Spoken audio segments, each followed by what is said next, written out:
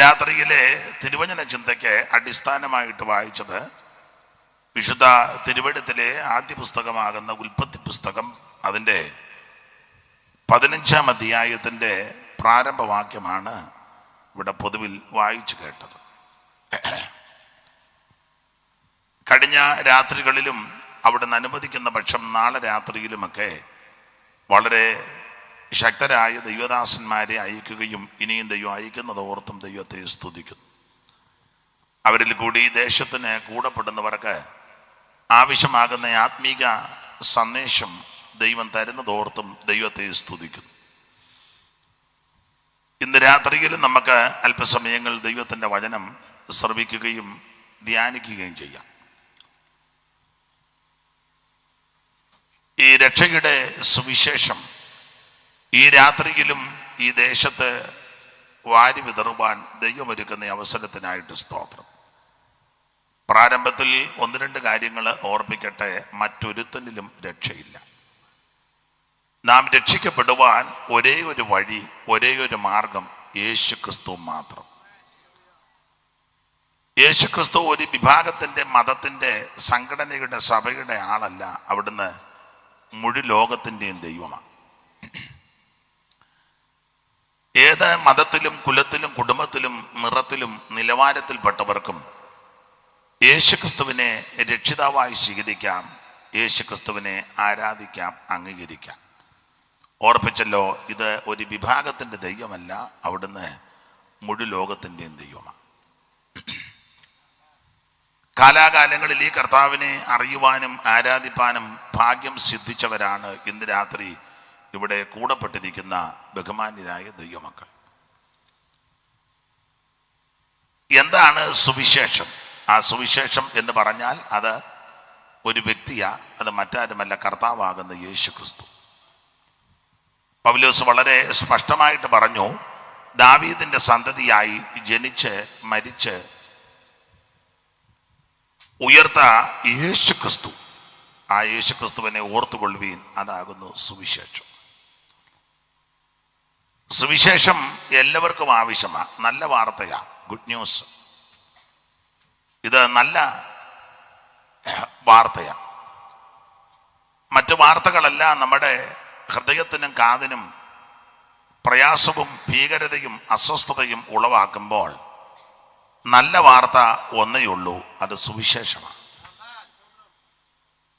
പത്രത്തിലാണെങ്കിലും മറ്റ് ദൃശ്യ മാധ്യമങ്ങളിൽ കൂടി കേൾക്കുന്ന കാണുന്ന വാർത്തകളെല്ലാം ഭയത്തെ ഉളവാക്കുന്ന, നിരാശ ഉളവാക്കുന്ന വാർത്തയാണ്. ഇതിൻ്റെ നടുവിൽ നല്ല വാർത്ത ഒന്നേ ഉള്ളൂ, അത് സുവിശേഷം.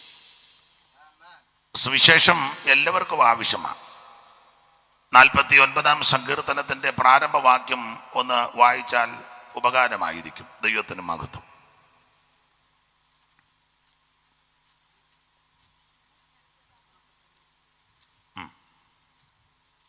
സകല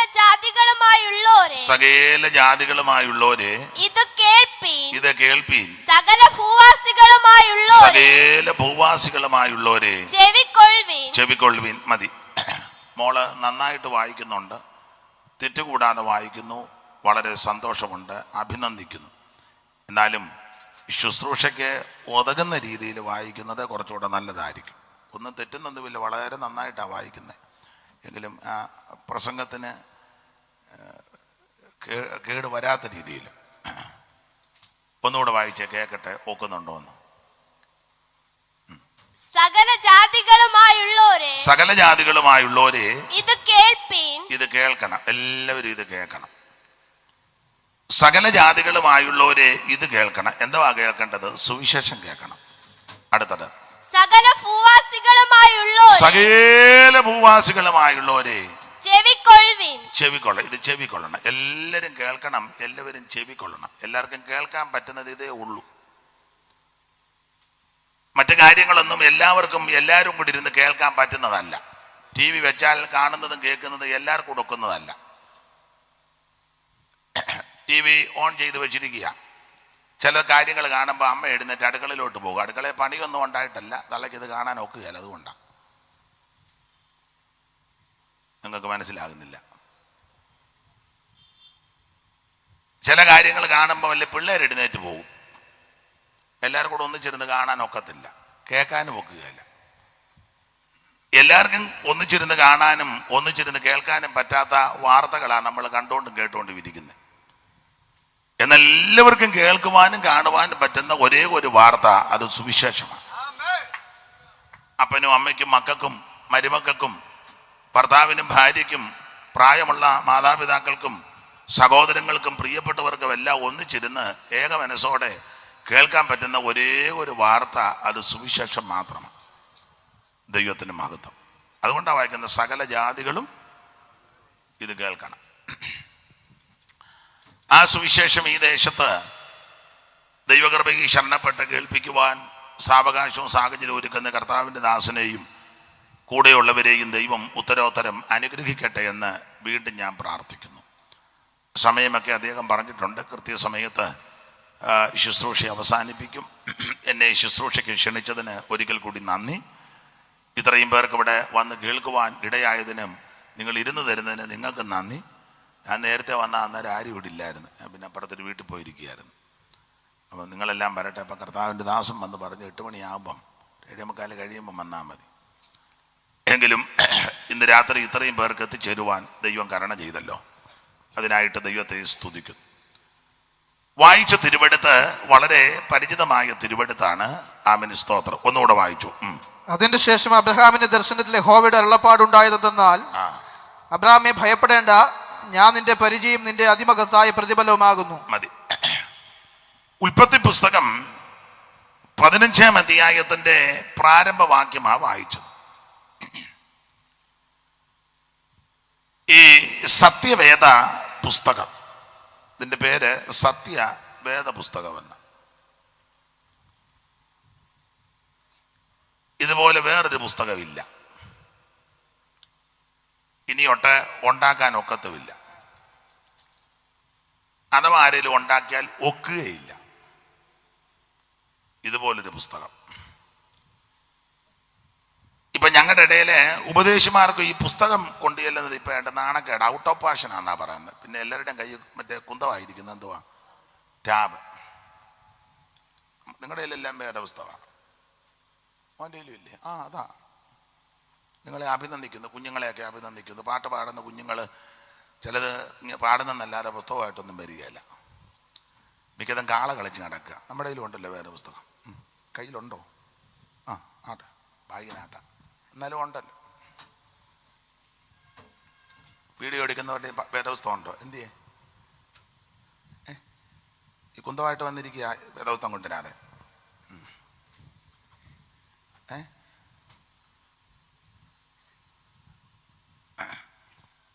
ഇനി എവിടെയെങ്കിലും യോഗത്തിന് വന്നാൽ വേറെ പുസ്തകം കൊണ്ടുവരണം. ഞാൻ എല്ലാം എടുത്ത് ഉരുട്ട് കളയും.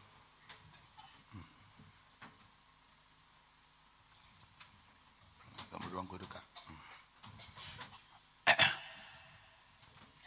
അപ്പോൾ വേദപുസ്തകം ഇത് സത്യവേദ പുസ്തകമാണ്. സത്യവേദ പുസ്തകം. ഇതേ പെരുവക്കേടാ, പൊളിഞ്ഞു പോവോ?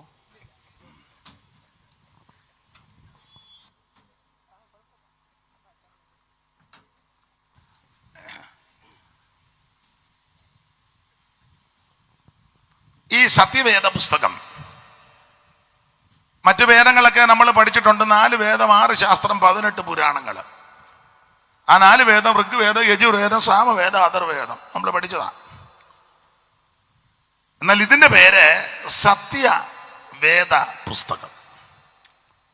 ദൈവത്തിന് മഹത്വം എന്ന് പറഞ്ഞാൽ ഇത് സത്യമായ കാര്യമാണ്. ഒരെണ്ണത്തിന് വിശ്വാസമില്ല. അത് ഞാൻ പറഞ്ഞതുകൊണ്ട് അങ്ങനൊന്നും മൂക്കണ്ട.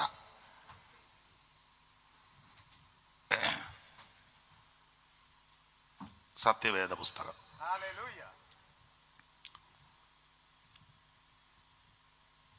മൊത്തം 66 പുസ്തകമാണ്. ചിലരുടെ കയ്യില് കുറച്ചുകൂടെ കൂടുതൽ പുസ്തകമുണ്ട്.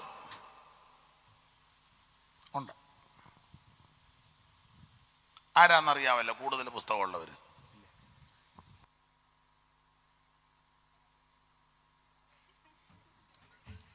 തല്ലുകൊള്ളണ്ട.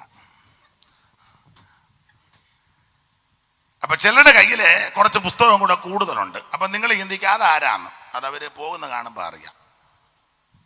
അവരുടെ വസ്ത്രം, സംസാരം, അവര് കൂടുന്ന സ്ഥലം, രീതി ഒക്കെ കാണുമ്പോൾ അറിയാം ഇത് പുസ്തകം കൂടുതലുള്ള കക്ഷികളാണ്. പുസ്തകവും കൂടുതലാ,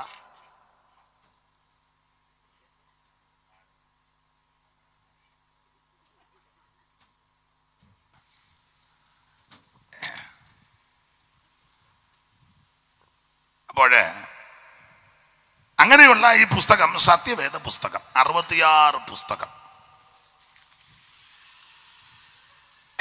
ദൈവത്തിന് മഹത്വം.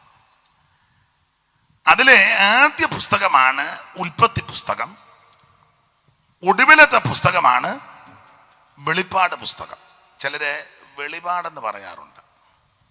വെളിവില്ല, വെളിപാടല്ല, വെളിപ്പാട് പുസ്തകം. അതെ, ആദ്യത്തെ പുസ്തകം ഉൽപ്പത്തി പുസ്തകം. ഇനി ഒരു കാര്യം പറയാം, ഇത് ദൈവമക്കൾക്ക് ഞാൻ പറയുന്നത് കുറച്ചുകൂടെ ബോധ്യമാകും.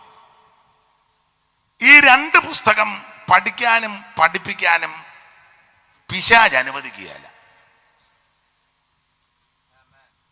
ഉൽപ്പത്തി പുസ്തകവും വെളിപ്പാട് പുസ്തകവും പഠിപ്പിക്കാനും പ്രസംഗിക്കാനും പറയാനും കഴിവിന്റെ പരമാവധി അവൻ സമ്മതിക്കുകയല്ല, പിശാച്.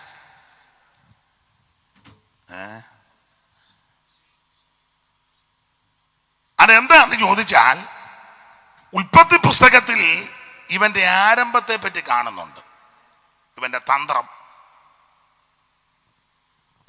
വെളിപ്പാട് പുസ്തകത്തിൽ ഇവന്റെ അവസാനത്തെയും കാണുക. അപ്പൊ ഉൽപ്പത്തി പുസ്തകത്തിൽ ഇവന്റെ സൂത്രം, ചതിവ്, വഞ്ചന, സ്തോത്രം ഉൽപ്പത്തിയിലാ പഠിക്കുന്നത്. അല്ല, തള്ളയെടുക്ക വന്നത് പിന്നെ ആ ഭാഗത്തോട്ട് പിന്നെ വരുന്നുണ്ട്. അപ്പൊ ഇവന്റെ സൂത്രങ്ങളും തന്ത്രങ്ങളും എല്ലാം ഉൽപ്പത്തിയിൽ നമ്മൾ മനസ്സിലാക്കുന്നുണ്ട്. നമ്മൾ ഒരു പാട്ടിന്റെ വരി പാടുമല്ലോ, തിരുമേശയുടെ സമയത്തൊക്കെ പാടും. വഞ്ചക സാതാനെ ബന്ധിജംദകാരം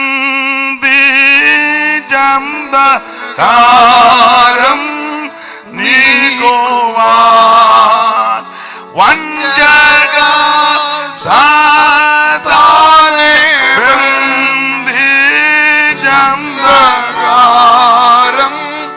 നീക്കുവാൻ,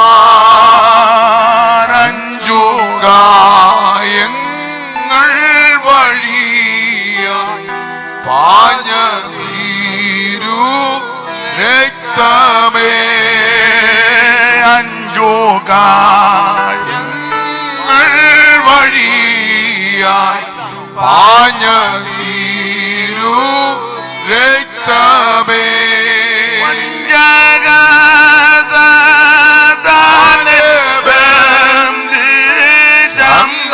അന്ധകാരം നീക്കുവാൻ, അഞ്ചുകായങ്ങൾ വഴിയായി പാഞ്ഞ തീരു രക്തമേ. കുടിയന്മാര് നിൽക്കുമ്പോഴാ ഞാനിപ്പോ സ്റ്റേജിൽ നിൽക്കുന്നത്. ഉറക്കുന്നില്ല, നോക്കട്ടെ.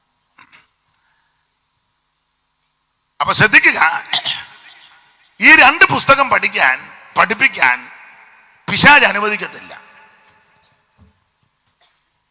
കാരണം ഉൽപ്പത്തി പുസ്തകത്തിലാണ് ഇവന്റെ സൂത്രം, തന്ത്രം. ഇവൻ കയറി വരുന്നത്, ചതിക്കുന്നത്. സ്തോത്രം. അതല്ല ഉൽപ്പത്തിയിലാ പഠിക്കുന്നത്. വെളിപ്പാട് പുസ്തകം ഇവന്റെ അവസാനത്തെ കാണിക്കുന്നതാണ്. സ്തോത്രം. അതുകൊണ്ട് ഇത് രണ്ടും പുള്ളിക്ക് ഇഷ്ടമല്ല.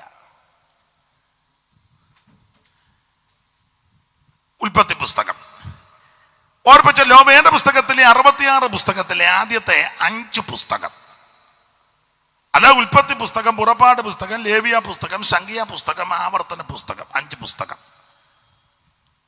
ഇത് എഴുതിയത് മോശെ. അപ്പൊ ചിലർക്ക് ഒരു സംശയം ഉദിക്കും. ഞാൻ ഇന്ന് വളരെ ശാന്തമായിട്ടാണ് പറയുന്നത്. നാളെ ഇവിടെ നല്ല തകർത്ത് പൊടിക്കുമെന്ന് എനിക്കറിയാം. അപ്പൊ ഇന്ന് ഇങ്ങനെ പോട്ടെ.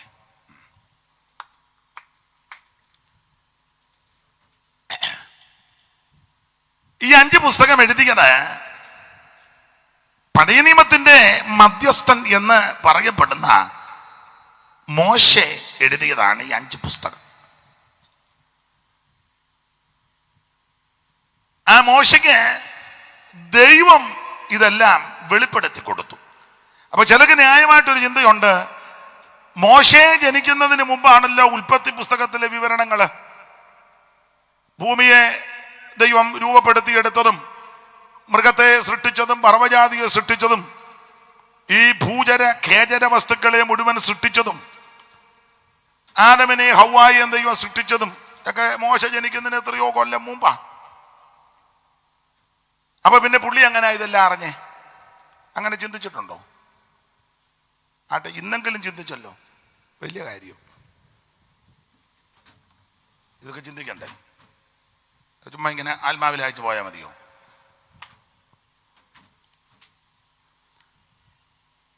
അപ്പോൾ മോശയെ ജനിക്കുന്നതിന് മുമ്പ് ഈ സംഭവങ്ങളൊക്കെ. സ്തോത്രം. ഇങ്ങനെയുള്ള ഈ സംഭവങ്ങളെല്ലാം ദൈവം മോശയ്ക്ക് വെളിപ്പെടുത്തി കൊടുത്തു. മോശ ഇത് എഴുതി. ആ വെളിപ്പെടുത്തിയതിനെ പറ്റി ഒരു പരാമർശമുണ്ട്. അപ്പോസ്തല പ്രവൃത്തി 7-ാം അധ്യായത്തിന്റെ 37 മുതലൊന്ന് വായിച്ചു. അപ്പോസ്തല പ്രവൃത്തി 7-ാം അധ്യായത്തിന്റെ 37 മുതലൊന്ന് വായിച്ചേ. ദൈവം നിങ്ങളുടെ സഹോദരന്മാരിൽ നിന്ന് എന്നെ പോലൊരു പ്രവാചകനെ നിങ്ങൾക്ക്. മോളും ഇടയ്ക്ക് വായിച്ചോണം കേട്ടോ. പിണങ്ങുമൊന്നും ചെയ്യരുത്, ഇടയ്ക്ക് വായിച്ചോണം. ദൈവം നിങ്ങളുടെ സഹോദരന്മാരിൽ നിന്ന് എന്നെ പോലെ ഒരു പ്രവാചകനെ നിങ്ങൾക്ക് എഴുന്നേൽപ്പിച്ചു തരുമെന്ന് ഇസ്രായേൽ മക്കളോട് പറഞ്ഞ മോശെ അവൻ തന്നെ. അടുത്ത വാക്യം. സീനായി മലയിൽ തന്നോട് സംസാരിച്ച ദൂതനോടും നമ്മുടെ പിതാക്കന്മാരോടും കൂടെ മരുഭൂമിയിലെ സഭയിൽ ഇരുന്നവനും. അടുത്ത പദമാണ് ശ്രദ്ധേയം. നമുക്ക് തരുവാൻ ജീവനുള്ള അരുളപ്പാട് ലഭിച്ചവനും അവൻ തന്നെ. അത് 10 കൽപ്പനയുടെ കാര്യം മാത്രമല്ല പറയുന്നത്. സ്തോത്രം. നമുക്ക് തരുവാൻ ജീവനുള്ള അരുളപ്പാട്. ആ ജീവനുള്ള അരുളപ്പാട് എന്ന് പറഞ്ഞാൽ ഈ വചനം ജീവന്റെ വചനമാണ്. സ്തോത്രം. ആദിയിൽ വചനമുണ്ടായിരുന്നു, വചനം ദൈവത്തോടു കൂടെ, വചനം ദൈവമാ.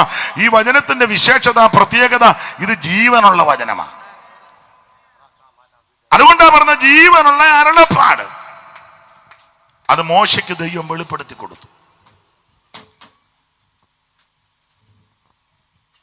40 ദിവസമാണ് ദൈവത്തോടു കൂടെ മോശ പർവ്വതത്തിൽ ഇരുന്നത്. നിങ്ങൾ സാധാരണ പഠിക്കുമ്പോൾ മോശ 40 വട്ടം പല ആവർത്തിയിരുന്നു.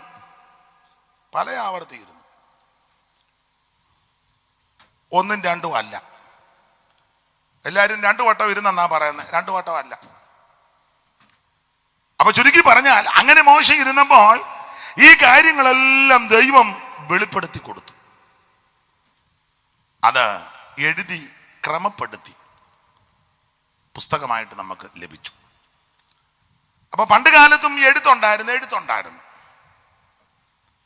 നമ്മളവർക്ക് ഈ അടുത്ത കാലത്ത് ആ എഴുത്തല്ല വന്നത്. അല്ല, വടി കൊണ്ടുവന്ന് പറഞ്ഞ് പേരെഴുതിക്കോളാൻ പറഞ്ഞു. അന്നുകൊണ്ട് വടി കൊണ്ടുവന്നില്ലേ? അപ്പൊ പറഞ്ഞ് വടിയിലോട്ട് പേരെഴുതാൻ പറഞ്ഞു. അപ്പൊ എഴുത്തന്നുമുണ്ട്. അതെ. അപ്പോൾ ഇത് മോശയ്ക്ക് ദൈവം വെളിപ്പെടുത്തി കൊടുത്തു. മോശ ഇത് എഴുതി. അപ്പോൾ ആദ്യത്തെ 5 പുസ്തകം, ഉൽപ്പത്തി പുസ്തകം, പുറപ്പാട് പുസ്തകം, ലേവ്യ പുസ്തകം, സംഖ്യാ പുസ്തകം, ആവർത്തന പുസ്തകം, ഇത് മോശയാൽ എഴുതപ്പെട്ട പുസ്തകമാണ്. ഈ ഉൽപ്പത്തി പുസ്തകത്തിൽ പറഞ്ഞിരിക്കുന്ന പലതിൻ്റെ അവസാനം വെളിപ്പാട് പുസ്തകത്തിലാണ്. ഏതാണ്ട് 1600 കൊല്ലങ്ങൾ കൊണ്ടായി വേദപുസ്തകം മുഴുവൻ എഴുതി തീർത്തത്. ഏതാണ്ട് 40 എഴുത്തുകാരാൽ എഴുതപ്പെട്ടതാണ് ഈ സത്യവേദ പുസ്തകം. അതിൽ പഴയ നിയമത്തിലെ 39 പുസ്തകവും പുതിയ നിയമത്തിലെ 27 പുസ്തകവും. പഴയ നിയമത്തിലെ 39 പുസ്തകങ്ങൾ ഏതാണ്ട് 32 എഴുത്തുകാരെ കൊണ്ടാ ദൈവം എഴുതിപ്പിച്ചത്. പുതിയ നിയമത്തിലെ 20 അതോടെ പോവാ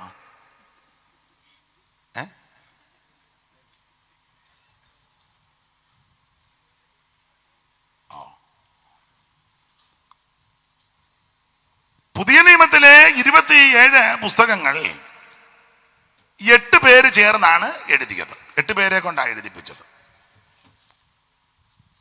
അതിൽ 4 പേര് അപ്പോസ്തലന്മാർ, 4 പേര് അപ്പോസ്തലന്മാരല്ല. ഭാഗമൊക്കെ ഞാൻ സാധാരണ പറയും, നിങ്ങൾക്കും അറിയാം.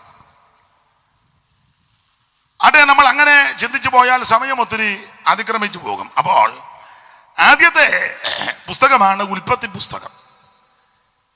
ഈ ഉൽപ്പത്തി പുസ്തകം നിങ്ങൾ ശ്രദ്ധിച്ചേ, തുടങ്ങുന്നത് ദൈവത്തെ പരാമർശിച്ചോണ്ടാ. വായിച്ചോ, ഒന്നിന്റെ ഒന്ന് വായിക്കും, അറിയുള്ളൂ. മതി. ആദിയിൽ ദൈവം, ദൈവത്തിലാ തുടങ്ങുന്നത്. ദൈവത്തിൽ തുടങ്ങണം. ആദിയിൽ ദൈവം. ഏത് ദൈവം? സത്യദൈവം. ഇപ്പോഴാണ് ഒത്തിരി പേര് ദൈവം കളിക്കുന്നുണ്ട്. തിരുവനന്തപുരം സൈഡിലും ഉണ്ട്, ദൈവം കളിക്കുന്നവരുണ്ട്. ചുമ്മാ ഇരിക്കുമ്പോൾ ഇളക്കം കയറുന്നതാ. അമ്മാമ്മ അങ്ങ് ദൈവം കളിക്കാൻ ഉടനെ അമ്മാമ്മ ഉടനെ ദൈവം കളിക്കുക. ചിലരൊക്കെ വരികയും ചെയ്യും, 10 രൂപ തരികയും ചെയ്യും. തള്ളയത്ത് ലാക്കാക്കിയിരിക്കുക. ഈയിടെയും കണ്ട് ദൈവം കളിച്ച 2-3 തള്ളമാര്. ഇനി അതിലൊന്നും ഇറങ്ങിപ്പോരുത് കേട്ടോ, ഇതിലേ പോവും.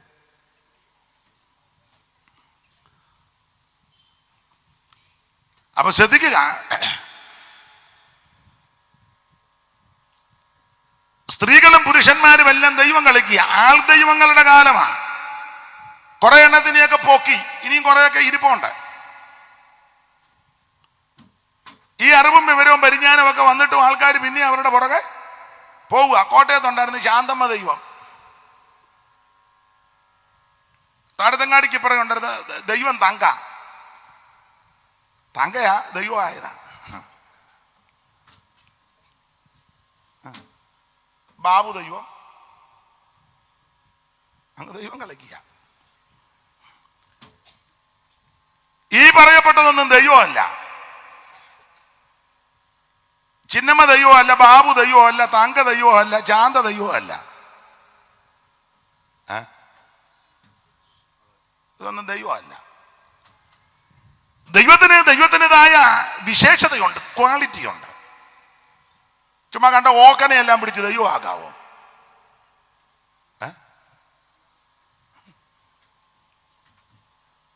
ദൈവം സർവശക്തനാ, സർവജ്ഞാനിയാ, സർവവ്യാപിയാ, സർവത്തെയും സൃഷ്ടിച്ചവനാ, സർവത്തെയും നിർമ്മിച്ചവനാ, സർവത്തിന്റെ മേൽ അധികാരമുള്ളവനാ ദൈവം.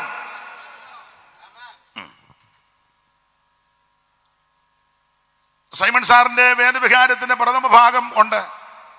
യാതൊരു കാലത്തെയാണതിയായി നിർദ്ദേശിപ്പതിന് ആയതിനറുതിയില്ലാതുള്ള യുഗം. ശ്രുതി ഇടാമോ? ശ്രുതിയെ ഇടാവൂ.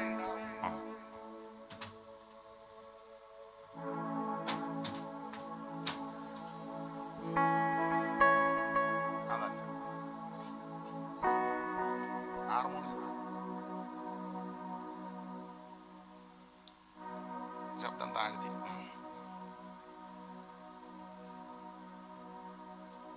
സമയം പോകുന്നതിന് അത് പിടിച്ചു വരുമ്പോ നേരം പോകും. യാതൊരു കാലത്തെയാണ് അതിയായി നിർദ്ദേശിപ്പതിന് ആയതിനറുതിയില്ലാതുള്ള യുഗം മുൻപും. അതല്ല, വീതരൂപനായി വിമലാഭനായി നിന്ന മകാ നീതി നീരതിയ ഞാൻ ആദരാൽ വന്ദിക്കുന്നേൻ. സകല ലോകങ്ങൾക്കും ആധികാരണം ഇവൻ, സകല ഭൂതങ്ങൾക്കും ആകാരപ്രദനിവൻ, സകല ദേവവൃന്ദ വന്ദിത പദാംബുജൻ, സകല നിഷ്കലത്വം പേറുന്ന പെരിയവൻ, ആഗമാകാരന്മാരില്ലാതവൻ മോദതും സർവാഗമപ്പൊരുളാകും ഈ പരാശക്തിക്ക് ഏലെന്നോര പ്രിയമാം നാമമോദിയത് മൂലവസ്തുവാന്നതിനുപദേശിച്ച് നല്ലോ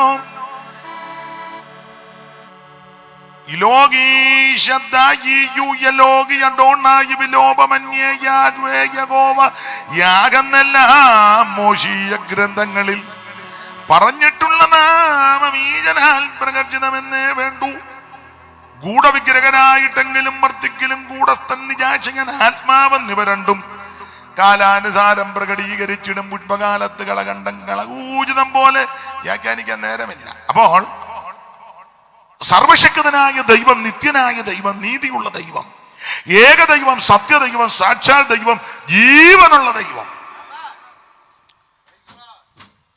ആ ദൈവത്തെ പറ്റി ആ ഒന്നാം വാക്യത്തിൽ വായിച്ചോ. ഒന്നാം വാക്യം ഒന്നുകൂടെ വായിച്ചോ. ഒന്നാം വാക്യം വായിക്കുമോളെ. ആദിയിൽ ദൈവം, സർവശക്തനായ ദൈവം, നിത്യനായ ദൈവം, ഏകദൈവം, ജീവനുള്ള ദൈവം, സകലത്തെയും സൃഷ്ടിച്ച ദൈവം, നിർമ്മിച്ച ദൈവം, ചമച്ച ദൈവം, പടച്ച ദൈവം, ദൈവത്തിന്റെ മഹത്വം. പഞ്ചഭൂത നിർമ്മാതാവായി വഞ്ചനയില്ലാത്തവനായി, പഞ്ചഭൂത നിർമ്മാതാവായി വഞ്ചനയില്ലാത്തവനായി, പഞ്ചഭൂത നിർമ്മാതാവായി വഞ്ചനയില്ലാത്തവനായി, പഞ്ചഭൂത നിർമ്മാതാവായി വഞ്ചനയില്ലാത്തവനായി, കിഞ്ചിൽ നേരം കൊണ്ടാകില്ല സഞ്ചയങ്ങൾ സൃഷ്ടി ചെയ്തോൻ, കിഞ്ചിൽ നേരം കൊണ്ടാകില്ല സഞ്ചയങ്ങൾ സൃഷ്ടി ചെയ്തോൻ, ഏകസത്യ ദൈവമേയുള്ളൂ ഭൂവാസികളെ, ഏകസത്യ ദൈവമേയുള്ളൂ ഭൂവാസികളെ, ഏകസത്യ ദൈവമേയുള്ളൂ.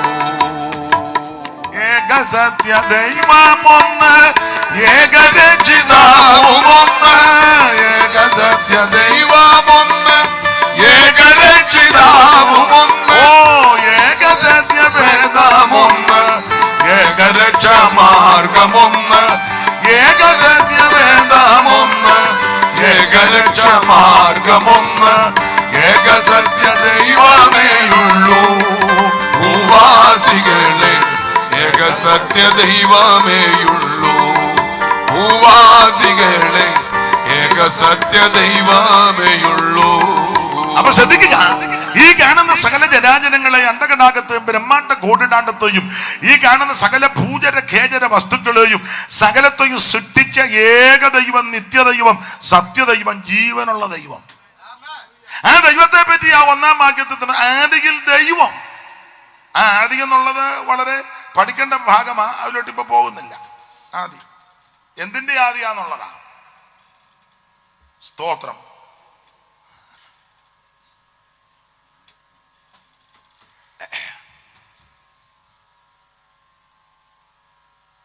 അതെ, മുമ്പോട്ട് പോകാം.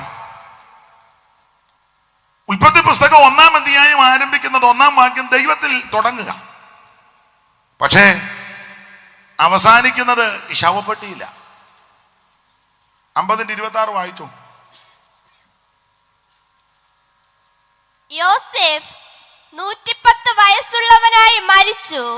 അവർ അവന് സുഗന്ധവർഗമിട്ട് അവനെ മിസ്രൈമിൽ ഒരു ശവപ്പെട്ടിയിൽ വച്ചു.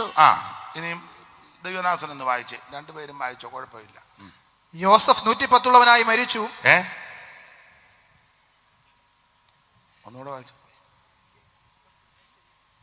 യോസഫ് 110 വയസ്സുള്ളവനായി മരിച്ചു. മരിക്കട്ടെ. അടുത്തത്. അവർ അവന് സുഗന്ധവർഗമിട്ട് അവനെ മിസ്രൈമിൽ ഒരു ശവപ്പെട്ടിയിൽ വെച്ചു. ശവപ്പെട്ടി, അത് എനിക്ക് കിട്ടണം. അവനെ ഒരു ശവപ്പെട്ടിയിൽ വെച്ചു. അപ്പൊ ശ്രദ്ധിക്കുക, ദൈവത്തിലാ തുടങ്ങിയത്, പക്ഷെ അവസാനിച്ചത് എവിടാ? ശവപ്പെട്ടിയില്ല. സകല എണ്ണത്തിന്റെ അവസാനം ശവപ്പെട്ടിയില്ല. ഇതിന്ന് രാത്രി എല്ലാവരും മനസ്സിലാക്കിക്കോണം. ദൈവത്തിൽ ആരംഭിച്ചു, പക്ഷേ വന്ന് അവസാനിച്ചത്. എന്നെ കേൾക്കുന്ന സകല ആൾക്കാരും ഒരു ദിവസം ഈ പെട്ടിക്കകത്ത് കയറും. വളരെ അത്യാവശ്യമാണ് ശവപ്പെട്ടി. മരിച്ച ഉടനെ ഇപ്പം ഈ വാട്സപ്പിനകത്തോ അതിനകത്തൊക്കെ ഫോട്ടോ കിട്ടും. എന്നാലും വേണ്ടപ്പെട്ടവർ പറയും ശവപ്പെട്ടി. അല്ലേ? ഉടനെ തന്നെ അളവെടുക്കുക, അടുത്തുള്ളടത്ത് കൊണ്ട് കൊടുക്കുകയും ചെയ്യും. ശവപ്പെട്ടി വളരെ അത്യാവശ്യമായ ശവപ്പെട്ടി. പക്ഷേ അത്യാവശ്യമാണെങ്കിലും ആരും നേരത്തെ മേടിച്ച് വെക്കുകയല്ല. ഇവിടെ ഇരിക്കുന്ന ആരെങ്കിലും ശവപ്പെട്ടി മേടിച്ച് വെച്ചിട്ടുണ്ടോ? ഇല്ല. അതിൻ്റെ കാരണം എല്ലാവർക്കും പേടിയാ. മേടിച്ചോ? മേടിക്കുന്നോ? ഇല്ല. അതൊക്കെ അവർ പരുവത്തിന് മേടിച്ചോ, ഇപ്പോൾ ഒന്നും കുഴപ്പമൊന്നും വരികയല്ല. എല്ലാവർക്കും വളരെ അത്യാവശ്യമായ ശവപ്പെട്ടി വേണ്ടേ? വേണ്ടേ? എന്നെ നേരത്തെ മേടിച്ച് വെക്കാത്ത നമ്മൾ വേറെ എന്തെല്ലാം മേടിച്ച് വെക്കുന്നു? സഹോദരിമാരാന്നെ ഫ്രിഡ്ജ് മേടിച്ച് വെക്കുന്നു, മിക്സി മേടിച്ച് വെക്കുന്നു. അതെല്ലാം അത്യാവശ്യമല്ലേ? അത്യാവശ്യമാണ്. ഗ്രൈൻഡർ മേടിച്ച് വെക്കുന്നു, TV അത്യാവശ്യമാണ്. പക്ഷെ TV-യിലും എല്ലാം വളരെ അത്യാവശ്യമാണ് ശവപ്പെട്ടി. ആരും നേരത്തെ മേടിച്ച് വെക്കുന്നില്ല. നേരത്തെ മേടിക്കുകയായിരുന്നേ നമ്മുടെ ഇഷ്ടത്തിന് മേടിക്കുകയും ചെയ്യാം, ഇല്ലേ? ആ കടയിൽ ചെന്ന് പറയാം, ഈ പെട്ടി ഇത് വേണ്ട, എനിക്ക് രണ്ടാമത് മതി. നമ്മുടെ ഇഷ്ടത്തിന് മേടിക്കാം. മരിച്ചു കഴിയുമ്പോൾ കൊച്ചുങ്ങളോ വേണ്ടപ്പെട്ടവരാണെങ്കിൽ അങ്ങനെ നമ്മുടെ ഇഷ്ടത്തിനൊന്നും അല്ല മേടിക്കുന്നത്. ഇതിനെപ്പറ്റി ഒരാൾ പറഞ്ഞ, ഉണ്ടാക്കുന്നവന് ഉപയോഗിക്കുന്നില്ല, മേടിക്കുന്നവനും ഉപയോഗിക്കുന്നില്ല, ഉപയോഗിക്കുന്നതിനോട്ട് അറിയുന്നുമില്ല. ശവപ്പെട്ടി. മരണം വരുമൊരു നാൾ ഓർക്കുക മർത്യാ നീ, കൂടെ പോയി. ഭാഷ എന്തിനാ ഇത് പാടുന്നെന്നായിരിക്കും തള്ള ചോദിച്ചത്. അതാ ഞാൻ കണ്ടവിടെ നിന്ന് ചോദിക്കുന്നത്, എന്തിനാ ഇത് പാടുന്നത്? അല്ലേ ചാകുമെന്നായി പറഞ്ഞത്. മരണം വരുമൊരു നാൾ ഓർക്കുക മർത്യാ നീ, കൂടെ പോരും നിൻ ജീവിത ചെയ്തികളും സൽക്കർമ്മങ്ങൾ ചെയ്യുക നീ അലസത കൂടാതെ. മരണം വരും. വളരെ അത്യാവശ്യമായ ശവപ്പെട്ടി ആരും മേടിക്കുന്നില്ല. കാരണം എല്ലാവർക്കും ഭയമാണ്, മരണത്തെ പേടിയാ. എന്നാൽ ദൈവത്തിൽ വിശ്വസിക്കുന്ന, ദൈവത്തെ ആരാധിക്കുന്ന ദൈവമക്കൾക്ക് ഒരു പ്രത്യാശയുണ്ട്. അത് മറ്റൊന്നുമല്ല, ഈ മരണത്തിനപ്പുറം ഒരു ജീവിതമുണ്ട്. ഉണ്ട്. ദൈവത്തിന്റെ മഹത്വം. കർത്താവ് ധനവാന്റെയും ലാസറിന്റെയും ആ കാര്യം പറഞ്ഞപ്പോൾ ആ കാര്യം ഓർപ്പിക്കുന്നുണ്ടല്ലോ. ധനവാനും ലാസറും. ധനവാനെ ഭൂമിയിലായിരുന്നപ്പോൾ നന്നായിട്ട് സുഖിച്ചെന്നാണ് എഴുതിയേക്കുന്നത്. നന്നായിട്ട് സുഖിച്ചു. പക്ഷെ ഒരു ദിവസം മരിക്കും. ഈ ഗ്രൗണ്ടിലിരിക്കുന്ന നിങ്ങളും മരിക്കും, പ്രസംഗിക്കുന്ന ഞാനും മരിക്കും, ഇപ്പോൾ അങ്ങോട്ട് പോകുന്ന കരോള് സംഘമാണ് തോന്നുന്നു, അവരും മരിക്കും. എല്ലാവരും ഇത് കേട്ടേച്ച് പോകും, മരിക്കും. എല്ലാവരും മരിക്കും, മരണം പിടികൂടും. പക്ഷെ മരിക്കുന്നതിന് മുമ്പ് യേശു ക്രിസ്തുവിനെ രക്ഷിതാവായി സ്വീകരിക്കണം. മറ്റൊരുത്തനും രക്ഷയില്ല. നാം രക്ഷിക്കപ്പെടുവാൻ ആകാശത്തിന് കീഴിൽ മനുഷ്യരുടെ ഇടയിൽ നൽകപ്പെട്ട ഒരേ ഒരു നാമം, അത് യേശുവിന്റെ പരിശുദ്ധ നാമമാണ്. എല്ലാവരും മരിക്കും. പ്രസംഗിക്കുന്ന ഞാനും മരിക്കും, കേൾക്കുന്ന നിങ്ങളും മരിക്കും. ദൈവത്തിന് മഹത്വം. ഒരിക്കലേവനും മരിക്കും നിർണയം ഓരും എല്ലാവരും ദരിദ്രൻ ധനികൻ വയസ്സൻ ശിശുവും മരിക്കുന്നില്ലയും ലോകേ. ദരിദ്രൻ ധനികൻ വയസ്സൻ ശിശുവും മരിക്കുന്നില്ലയോ ലോകേ. എല്ലാവരും മരണമടിയായി കടന്നു പോകും. എന്നാൽ എന്നെ കേൾക്കുന്ന ബഹുമാന്യരായ എന്റെ ശ്രോതാക്കളോട് എനിക്ക് പറയാനുള്ളത്, മരണത്തിന്റെ തണുത്ത കരമണ്ണ് നിന്നെ തപ്പുന്നതിനും തലോടുന്നതിനും മുമ്പ് യേശുവിനെ രക്ഷിതാവായി സ്വീകരിക്കണം. യേശു രക്ഷകനാണ്. ആട്ടെ, മുമ്പോട്ട് പോകാം. ഉൽപ്പത്തി പുസ്തകം തുടങ്ങുന്നത് 1-ാം അധ്യായത്തിന്റെ 1-ാം വാക്യം ദൈവത്തിലാണ് തുടങ്ങുന്നത്. അവസാനിക്കുന്നത് ശവപ്പെട്ടിയില്ല. എല്ലാവരും ഈ വഴി പോകണം. യേശു അതാ ആ സംഭവത്തെ ഓർപ്പിച്ചത്. ധനവാനും ലാസറും. ഞാൻ സാധാരണ മരണവീടുകളിൽ പറയാറുണ്ട്, മരണം എന്ന് പറഞ്ഞാൽ യാഥാർത്ഥ്യമാണ്. മരണം യാഥാർത്ഥ്യമാണ്. ധനവാൻ മരിച്ചു, അങ്ങനെ മരിച്ചെന്നാ. ലാസർ മരിച്ചു. അപ്പൊ യാഥാർത്ഥ്യമാണ്. പണ്ടൊരാളെ കന്നാലി തൊഴിച്ചു, അയാൾ ചത്തു. അപ്പൊ ഭാര്യയോട് ഇത് മരണവാർത്ത പറയാൻ കൂടെ നിന്നവന് ഒരു വൈമനസ്യം. പെട്ടെന്ന് എങ്ങനെയാ ഫിലിപ്പ് മരിച്ചെന്ന് പറയുന്നത്? അവർക്ക് വെപ്രാളം ഉണ്ടായാലും അവനെ വളരെ ശാന്തമായിട്ട് അവർക്ക് പ്രയാസം വരാത്ത രീതി പറഞ്ഞെന്നാ പറയുന്നത്. അമ്മാമേ, ഫിലിപ്പച്ചായൻ ചെറുതായിട്ടൊന്ന് മരിച്ചോ എന്നൊരു സംശയം. ഫിലിപ്പ് മരിച്ചെന്ന് പറയുമ്പോൾ അവർക്ക് വെപ്രാളം ഉണ്ടാകുന്നതിന് അവൻ പറഞ്ഞു, ഫിലിപ്പ് ചെറുതായിട്ടൊന്ന് മരിച്ചോ എന്നൊരു. അങ്ങനെ ചെറുതായിട്ടൊന്നും മരിക്കുകയല്ല. ഇപ്പൊ പിന്നെ ചില ആശുപത്രിക്കാരിത് ബിസിനസ് ആയതുകൊണ്ട് മരിച്ചാലും പറയാം അനക്കം ഉണ്ടെന്ന്.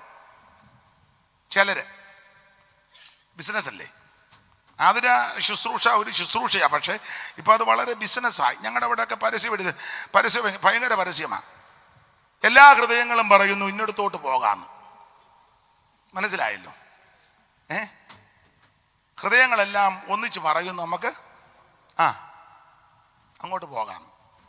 കാരണം അവര് കീറാനായിട്ട് തന്നെ ഇരിക്കുക കത്തിയായിട്ട്. വാടാ കുഞ്ഞുഞ്ഞെ. ബിസിനസ്സായിപ്പോ ഇത്. ചുമ്മാ നടന്നില്ലെന്നും പറയും 4 ബ്ലോക്ക് ഉണ്ടെന്ന്. അയ്യോ, അത് കേൾക്കപ്പം തന്നെ 2 എണ്ണമായി. ഒരു കുഴപ്പമില്ലാതെ അങ്ങോട്ട് ചെന്നതാ.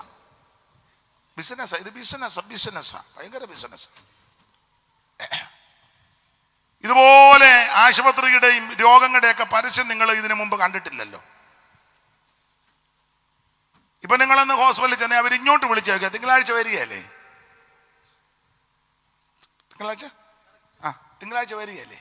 ഇങ്ങോട്ട് വിളിച്ചു ചോദിക്കുക. നമ്മൾ പോകുന്നില്ല എന്ന് ചിന്തിച്ചിരുന്ന അന്നേരം വിടുകയല്ല. ഇപ്പൊ എല്ലാം പാക്കേജ് അല്ലേ? പാക്കേജാ. മൊത്തം പരിശോധിക്കുക, ചെക്കപ്പ്. ഇതിനെയൊക്കെ ചെക്കപ്പ് ചെയ്താൽ എന്നതാ ഇല്ലാത്തത്? എന്ത് എല്ലാം കാണും. ഇരിപ്പ് കാണുമ്പോൾ അറിയാം. ഒരു 10 ലക്ഷത്തിൻ്റെ ഒക്കെ ഉണ്ട് രോഗം. ആ നോട്ടോ ഇരിപ്പും കുത്തിയിരിക്കുന്ന കാണുമ്പോൾ അറിയാം. അമ്മയ്ക്കൊക്കെ ഒരു 5 ലക്ഷത്തിൻ്റെ ഒക്കെ ഉണ്ട് രോഗം.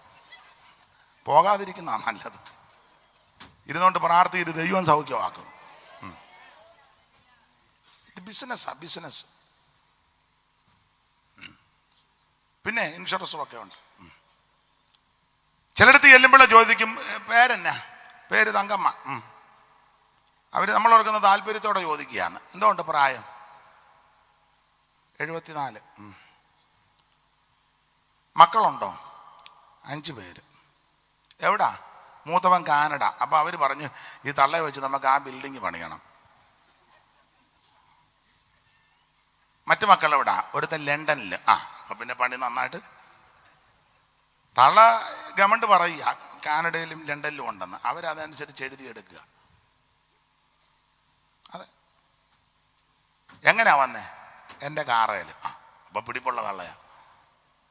ആരോടിച്ചു? ഡ്രൈവറുണ്ട്. എടാ ബാബു ഇങ്ങോട്ട് വന്നേ. അപ്പൊ അവർക്ക് മനസ്സിലായി ഇച്ചിരി കനമുള്ള അമ്മയാ. തള്ളയെ നിന്നെ വെച്ചായിരിക്കും അവർ ആ ബിൽഡിങ് മൊത്തം പണിയുന്നത്.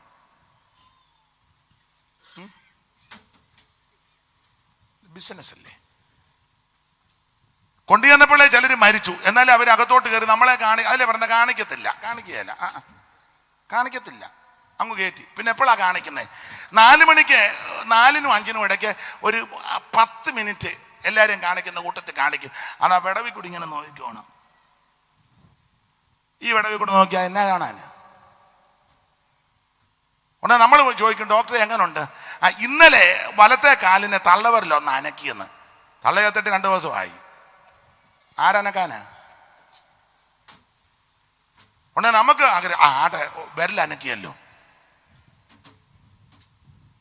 2 ദിവസം കഴിഞ്ഞ് ചെല്ലുമ്പോഴേക്ക് ഇപ്പോൾ അങ്ങനുണ്ട്. ഇപ്പൊ ഇന്നലെ അനക്കിയില്ല, മിക്കവാറും നാളെ അനക്കാൻ സാധ്യത. ബിസിനസ്സായത്. തള്ള മരിച്ചിട്ട് 3 ദിവസമായി. ഇല്ല, ബിസിനസ്സാണ്. അല്ലേ നമ്മളെ കാണിക്കാത്ത. പിന്നെ നമ്മൾ പറയും ഞങ്ങൾ മെഡിക്കൽ കോളേജിൽ കൊണ്ടുപോകാന്ന് പറഞ്ഞു കഴിയുമ്പോൾ പറയും നോക്കട്ടെ. അന്നേരം പറയും 2 മിനിറ്റ് മുമ്പ് ഇറക്കാൻ നേരത്ത് 5 ലക്ഷം രൂപയായി. അല്ലേ? ബിസിനസ്. എല്ലാവരുടെയും കാര്യമല്ലെങ്കിലും മിക്കത് ബിസിനസ്. മരണം ഒരു യാഥാർത്ഥ്യമാണ്. മരിക്കും. ഇവിടെ ഇരിക്കുന്ന എല്ലാവരും മരിക്കും. മരണം ഒരു യാഥാർത്ഥ്യമാണ്. ധനവാൻ മരിച്ചു, ലാസർ മരിച്ചു, അങ്ങനെ തന്നെ എഴുതിയേക്കണം, മരിച്ചു. അപ്പൊ മരണം യാഥാർത്ഥ്യം. പിന്നെ ആൾക്കാരുടെ സ്ഥിതി നിലയനുസരിച്ചായി മരിച്ചതിനെ പറ്റി പറയുന്നത്. രാജാക്കന്മാരാണ് പറയാം, നാട് നീങ്ങി, നാട് നീങ്ങി. അങ്ങ് ഈ വടക്കൻ തിരുവിതാംകൂറിൽ പറയുന്നത് തീപ്പെട്ടെന്നാ, തീപ്പെട്ടു. സാമൂതിരി തീപ്പെട്ടു, അങ്ങനെ. സഭയുടെ ചില മേലധ്യക്ഷന്മാരൊക്കെ പോകുമ്പം പറയുന്നത് കാലം ചെയ്തെന്ന. പണ്ടൊരാൾ പറഞ്ഞ് കാലനായി ഇതെല്ലാം ചെയ്തെന്ന്.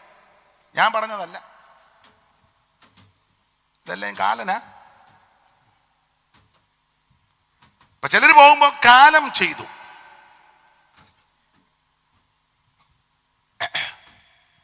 ചിലരെ പറ്റി പറയും ദിവംഗതനായി.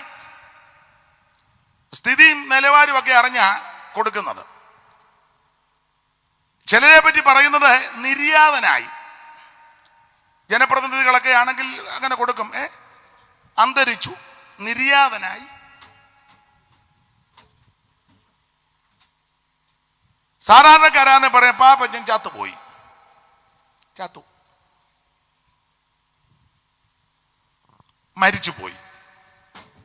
അപ്പൊ ശ്രദ്ധിക്കുക, മരണം എന്നുള്ളതൊരു യാഥാർത്ഥ്യമാണ്. എല്ലാവരും മരിക്കും. കൊട്ടാരമായാലും വിട്ടേ മതിയാകൂ, കോട്ടയ്ക്കകത്തേക്കും മൃത്യു ചെല്ലും. കൊട്ടാരമായാലും വിട്ടേ മതിയാകൂ, കോട്ടയ്ക്കകത്തേക്കും മൃത്യു ചെല്ലും. 10,000 നില പൊക്കി പണിഞ്ഞാലും അതിനുള്ളിലും മൃത്യു കയറി ചെല്ലും. ചെറ്റപ്പൂരയാതിൽ പാർക്കുന്ന ഭിക്ഷുവും മുറ്റും മരണത്തിൽ അധീനനാ. കാലന്റെ കോലമായി മൃത്യു വരും, എന്റെ കാലും കൈയും കെട്ടി കൊണ്ടുപോകും. കാലന്റെ കോലമായി മൃത്യു വരും, എന്റെ കാലും കൈയും കെട്ടി കൊണ്ടുപോകാൻ. കണ്ണും മീഴിച്ചു ഞാൻ വായും പിളർന്നങ്ങ് മണ്ണോടു മണ്ണങ്ങു ചേർന്നിടുമേ. അയ്യോ അയ്യോ എന്നുള്ള അന്ത്യസ്വരം ഓർക്കിൽ, അയ്യോ എനിക്കൊന്നും വേണ്ട വാരിൽ. അപ്പൊ ശ്രദ്ധിക്കുക, ഒരു ദിവസം ഞാനും നിങ്ങളും മരണം വഴിയായി പോകും. മരണം പിടികൂടും. മരണം യാഥാർത്ഥ്യമാണ്. എന്റെ വിഷയമല്ലെങ്കിൽ ഒന്ന് സൂചന തന്നു പോകുക. 2, മരണം സാർവത്രികമാണ്. എല്ലായിടത്തും ഉണ്ട് മരണം. തിരുവനന്തപുരം ജില്ലയിലും മരണമുണ്ട്, കാസർഗോഡ് ജില്ലയിലും മരണമുണ്ട്, കേരളത്തിലും മരണമുണ്ട്, കാശ്മീരിലും മരണമുണ്ട്, പാകിസ്ഥാനിലും മരണമുണ്ട്, ആമേൻ സ്തോത്രം, അമേരിക്കയിലും മരണമുണ്ട്. മനുഷ്യൻ എവിടെല്ലാം ഉണ്ടോ അവിടെല്ലാം മരണമുണ്ട്. മരണം സാർവത്രികമാണ്. മരണം യാഥാർത്ഥ്യമാണ്. മാത്രമല്ല, മരണം മരിച്ചു കഴിഞ്ഞാൽ 2 അവസ്ഥയാണ്. 2 അവസ്ഥ. ആ ലൂക്കോസിന്റെ സുവിശേഷത്തിൽ അത് പഠിക്കുന്നുണ്ട്. 2 അവസ്ഥ. ധനവാനും മരിച്ചു, ലാസറും മരിച്ചു. ധനവാന് വലിയ അടക്കമൊക്കെയായിരുന്നു, ഭയങ്കര അടക്കമാണ്. അടക്കം വലിയ കേമമാണ്. കാശുള്ളവൻ മരിക്കുമ്പോൾ അങ്ങനെ ആണല്ലോ, അടക്കത്തിന്റെ കാശിനെ അനുസരിച്ച് അടക്കത്തിന്റെ. പിന്നെ പള്ളിയിലെ കാശുള്ള ആളാ മരിക്കുന്നെങ്കിൽ അച്ഛനും മെത്രാനും ഒക്കുന്നെങ്കിൽ ബിഷോപ്പും എല്ലാവരും വരും. കാശില്ലാത്ത ആളാ മരിക്കുന്നെങ്കിൽ അച്ഛനും കൊച്ചച്ഛനും കപ്പിയാരുവേ കാണുകയുള്ളൂ. വലിയച്ഛനും കാണുകയല്ല, കൊച്ചച്ഛൻ. അല്ല, നമ്മുടെ ഇടയിലും അങ്ങനെയൊക്കെ തന്നെ. സഭയിലെ പ്രധാനപ്പെട്ട ആളാ മരിക്കുന്നെങ്കിൽ സൂപ്രണ്ട് വരും, അല്ലെ ഓവർസിയർ വരും, പ്രസിഡന്റ് വരും. അവരായിരിക്കും എല്ലാം നിയന്ത്രിക്കുന്നത്. സെൻട്രൽ പാസ്റ്റർമാരുടെ അയ്യരുകളിയായിരിക്കും, ഇഷ്ടംപോലെ കാണും. പിന്നെ അനുശോചനത്തിന്റെ ആറാട്ടാണ്. സാധുവായി ഒരുത്തൻ മരിക്കുകയാണെങ്കിൽ ഒരുത്തരും വരികയല്ല. ലോക്കൽ പാസ്റ്റോട് പറയും ഉപയോഗിച്ചാൽ അങ്ങ് അടയ്ക്കുക, അതിനുള്ളതേ ഉള്ളെന്ന്. എല്ലായിടത്തും അതൊക്കെ തന്നെ. പണ്ട് സഭയിലെ കാശുള്ള അവറാച്ചന്റെ അമ്മ മരിച്ചു, മറിയാമ്മ. എല്ലാവരും വന്നു, അച്ഛന്മാരും മെത്രാന്മാരും എല്ലാം വന്നു. നിന്നങ്ങ് ചൊല്ലുക, പുറകെ ഇതാൻ അതിന് പുസ്തകം കൊടുക്കുക, ചൊല്ലി തീരുക, നിന്നങ്ങ് ചൊല്ലുക. ഓരോ ഗ്രൂപ്പ് വന്ന് അങ്ങ് ചൊല്ലുക. പാമ്പാക്കുടയുടെ വരെ ചൊല്ലി, പാമ്പാക്കുട മുഴുവൻ ചൊല്ലിയിട്ട് തീരുന്നുമില്ല. അതിന് കപ്പിയാരതിൻ്റെ കാര്യങ്ങളെല്ലാം ചെയ്യുക. സന്ധ്യയായി, ചൊല്ലി തീർന്നപ്പം അടക്കി. ചില നാൾ കഴിഞ്ഞപ്പോൾ കപ്പിയാരുടെ അമ്മ മരിച്ചു. ചൊല്ലാൻ അധികം ആളില്ല, അച്ഛൻ മാത്രമേ ഉള്ളായിരുന്നു. ഒരു നാള് പോലും ചൊല്ലിയില്ല, പെട്ടെന്ന് അങ്ങ് അടക്കി. രാത്രിയില് പള്ളിമേടെ വന്നപ്പം കഞ്ഞുകൂടി കഴിഞ്ഞ് അച്ഛൻ കട്ടിലേ കിടക്കുന്ന, കപ്പിയാര് താഴെ കിടക്കുക. താഴെ കിടന്നുകൊണ്ട് കപ്പിയാര് ചോദിച്ചു, എന്നാലും എൻ്റെ അച്ഛോ ഇങ്ങനെ ചെയ്യരുത്. അപ്പം അച്ഛൻ ചോദിച്ചു, എന്നാടാ കുഞ്ഞുഞ്ഞെ?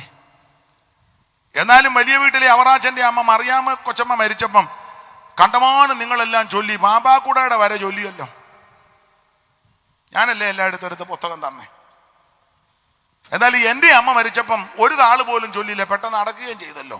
ഇങ്ങനെയൊന്നും ചെയ്യരുത്. ഉടനെ അച്ഛൻ കട്ടിലേ കടന്ന് കൊടുങ്കൈ കുത്തിക്കൊണ്ട് പറഞ്ഞടാ കുഞ്ഞുഞ്ഞെ, നിന്റെ അമ്മ എന്ത് നല്ലൊരു അമ്മയാ. ഇതുപോലെ സാധുവായൊരു സ്ത്രീ, അനുകമ്പയുള്ള സ്ത്രീയെ, നല്ല സ്ത്രീ, അതുകൊണ്ട് നല്ലൊരു അമ്മയാണ് നിന്റെ അമ്മ ഏലിക്കുട്ടി.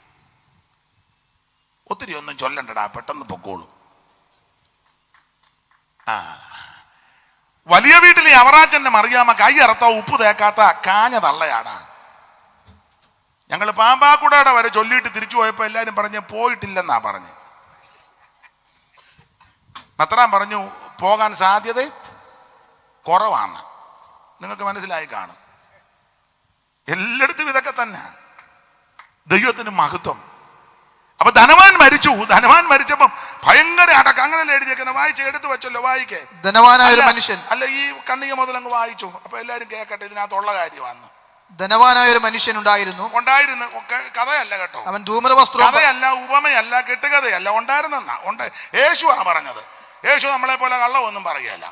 നമ്മൾ അവസരം വരുമ്പോൾ കള്ളമല്ല, കള്ളം പറയും. പിന്നെ സാക്ഷ്യത്തിനൊക്കെ ചെല്ലു കള്ളം പറയുന്നത് കേട്ടിട്ടില്ലേ?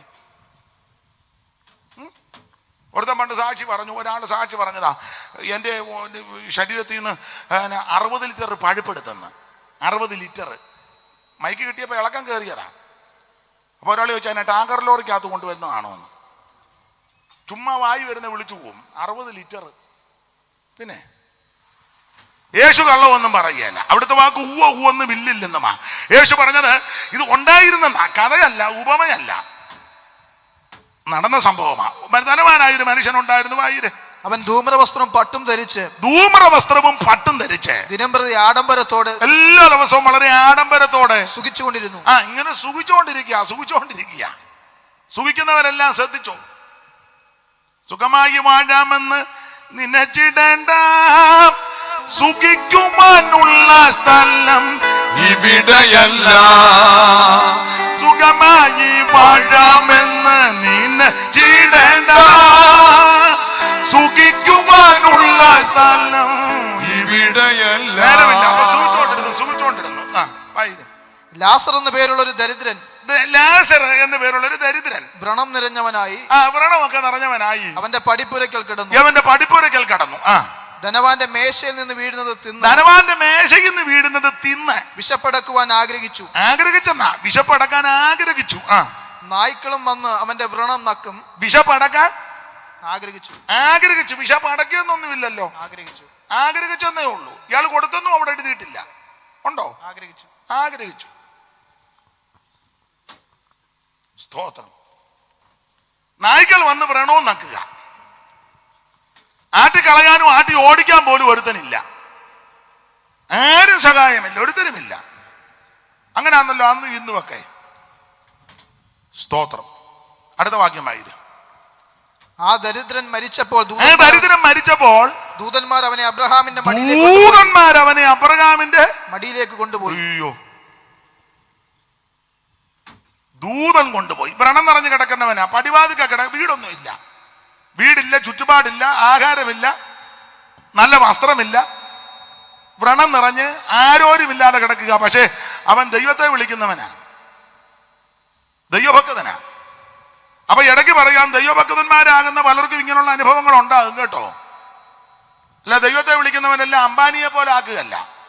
ഇപ്പൊ അങ്ങനത്തെ ഉപദേശമാണ് പറയുന്നത്. നീ സൈക്കിളെ വന്നാൽ മതി, ജോർജ് കാറേ നിനക്ക് തിരിച്ച്. പിന്നെ അതിന് ടൊയോട്ടയുടെ കമ്പനിയിലാണോ യോഗം നടക്കുന്നത്?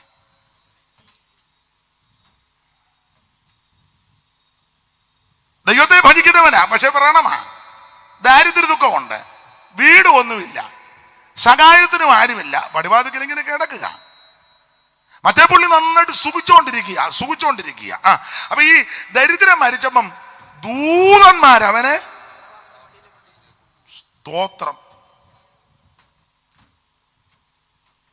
നമ്മളും പാട്ടൊക്കെ പാടുമല്ലോ, എന്നെ ഏതി ഏൽപ്പാനായി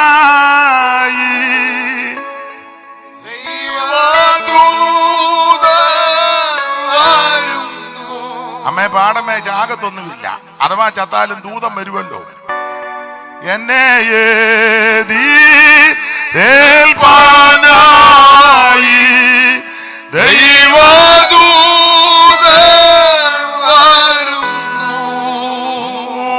വേണ്ടും പോലെ യാത്രയ്ക്കായി ദൂഷൈത്തി.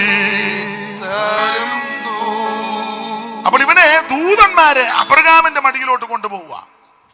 ദൈവത്തിന്റെ മഹത്വം. അടുത്ത വാക്യം വായിക്കും.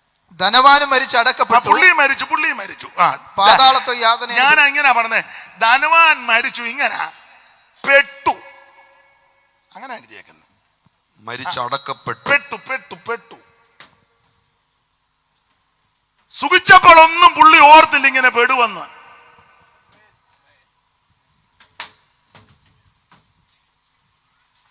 ആഡംബരത്തോടെ ഈ ഭൂമിയിൽ ജീവിതം നയിച്ച് നന്നായിട്ട് സുഖിച്ചവനാ. ബിസ്കിയും ബ്രാൻഡിയൊക്കെ അടിച്ച് സുഖിച്ച് ആഴാന്ന് ചോദിച്ചത്.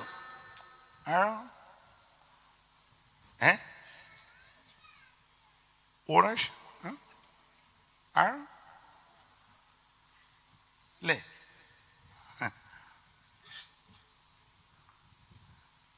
നീ പെടും കേട്ടോ. ഇപ്പൊ നീ ആറുകയാന്നൊക്കെ ചോദിച്ച് മുണ്ടുമൊക്കെ മടക്കി കുത്തി ആ പൊടിമീശു ഒന്ന് പിരിച്ച ഒരു കാലുമൊക്കെ മുന്നോട്ട് ആഴ സൂക്ഷം നീ പെടും. അങ്ങനെ പെട്ടെന്നാ. ഒന്നുകൂടെ വായിച്ചേ. ധനവാനും മരിച്ച് അടക്കപ്പെട്ടു. പെട്ടു. പെട്ടതുകൊണ്ടാണല്ലോ പുള്ളി പറഞ്ഞ തീജ്വാലയാണെന്ന്. പെട്ടു. ഇവിടെ യാതനയാണെന്ന്. പെട്ടതാ. ഞാൻ ഈ ജ്വാലയിൽ കിടന്ന് വേദന അതാ പെട്ടെന്ന് ഞാൻ പറഞ്ഞു. പെട്ടു. എന്നെ കേൾക്കുന്ന പ്രിയ സുഹൃത്തെ, നീ പെട്ടുപോകരുത് കേട്ടോ. നീ പെട്ടുപോകുകയല്ല, നീ രക്ഷിക്കപ്പെട്ടോണം. ഇവൻ പെട്ടു. മൈക്ക് സെറ്റ് ഓപ്പറേറ്റ് ചെയ്യുന്ന സഹോദരൻ വളരെ നന്നായിട്ട്, പക്ഷെ പെട്ടുപോകരുത്. രക്ഷിക്കപ്പെട്ടതല്ലയോ? എന്നാ പെടുകയല്ല.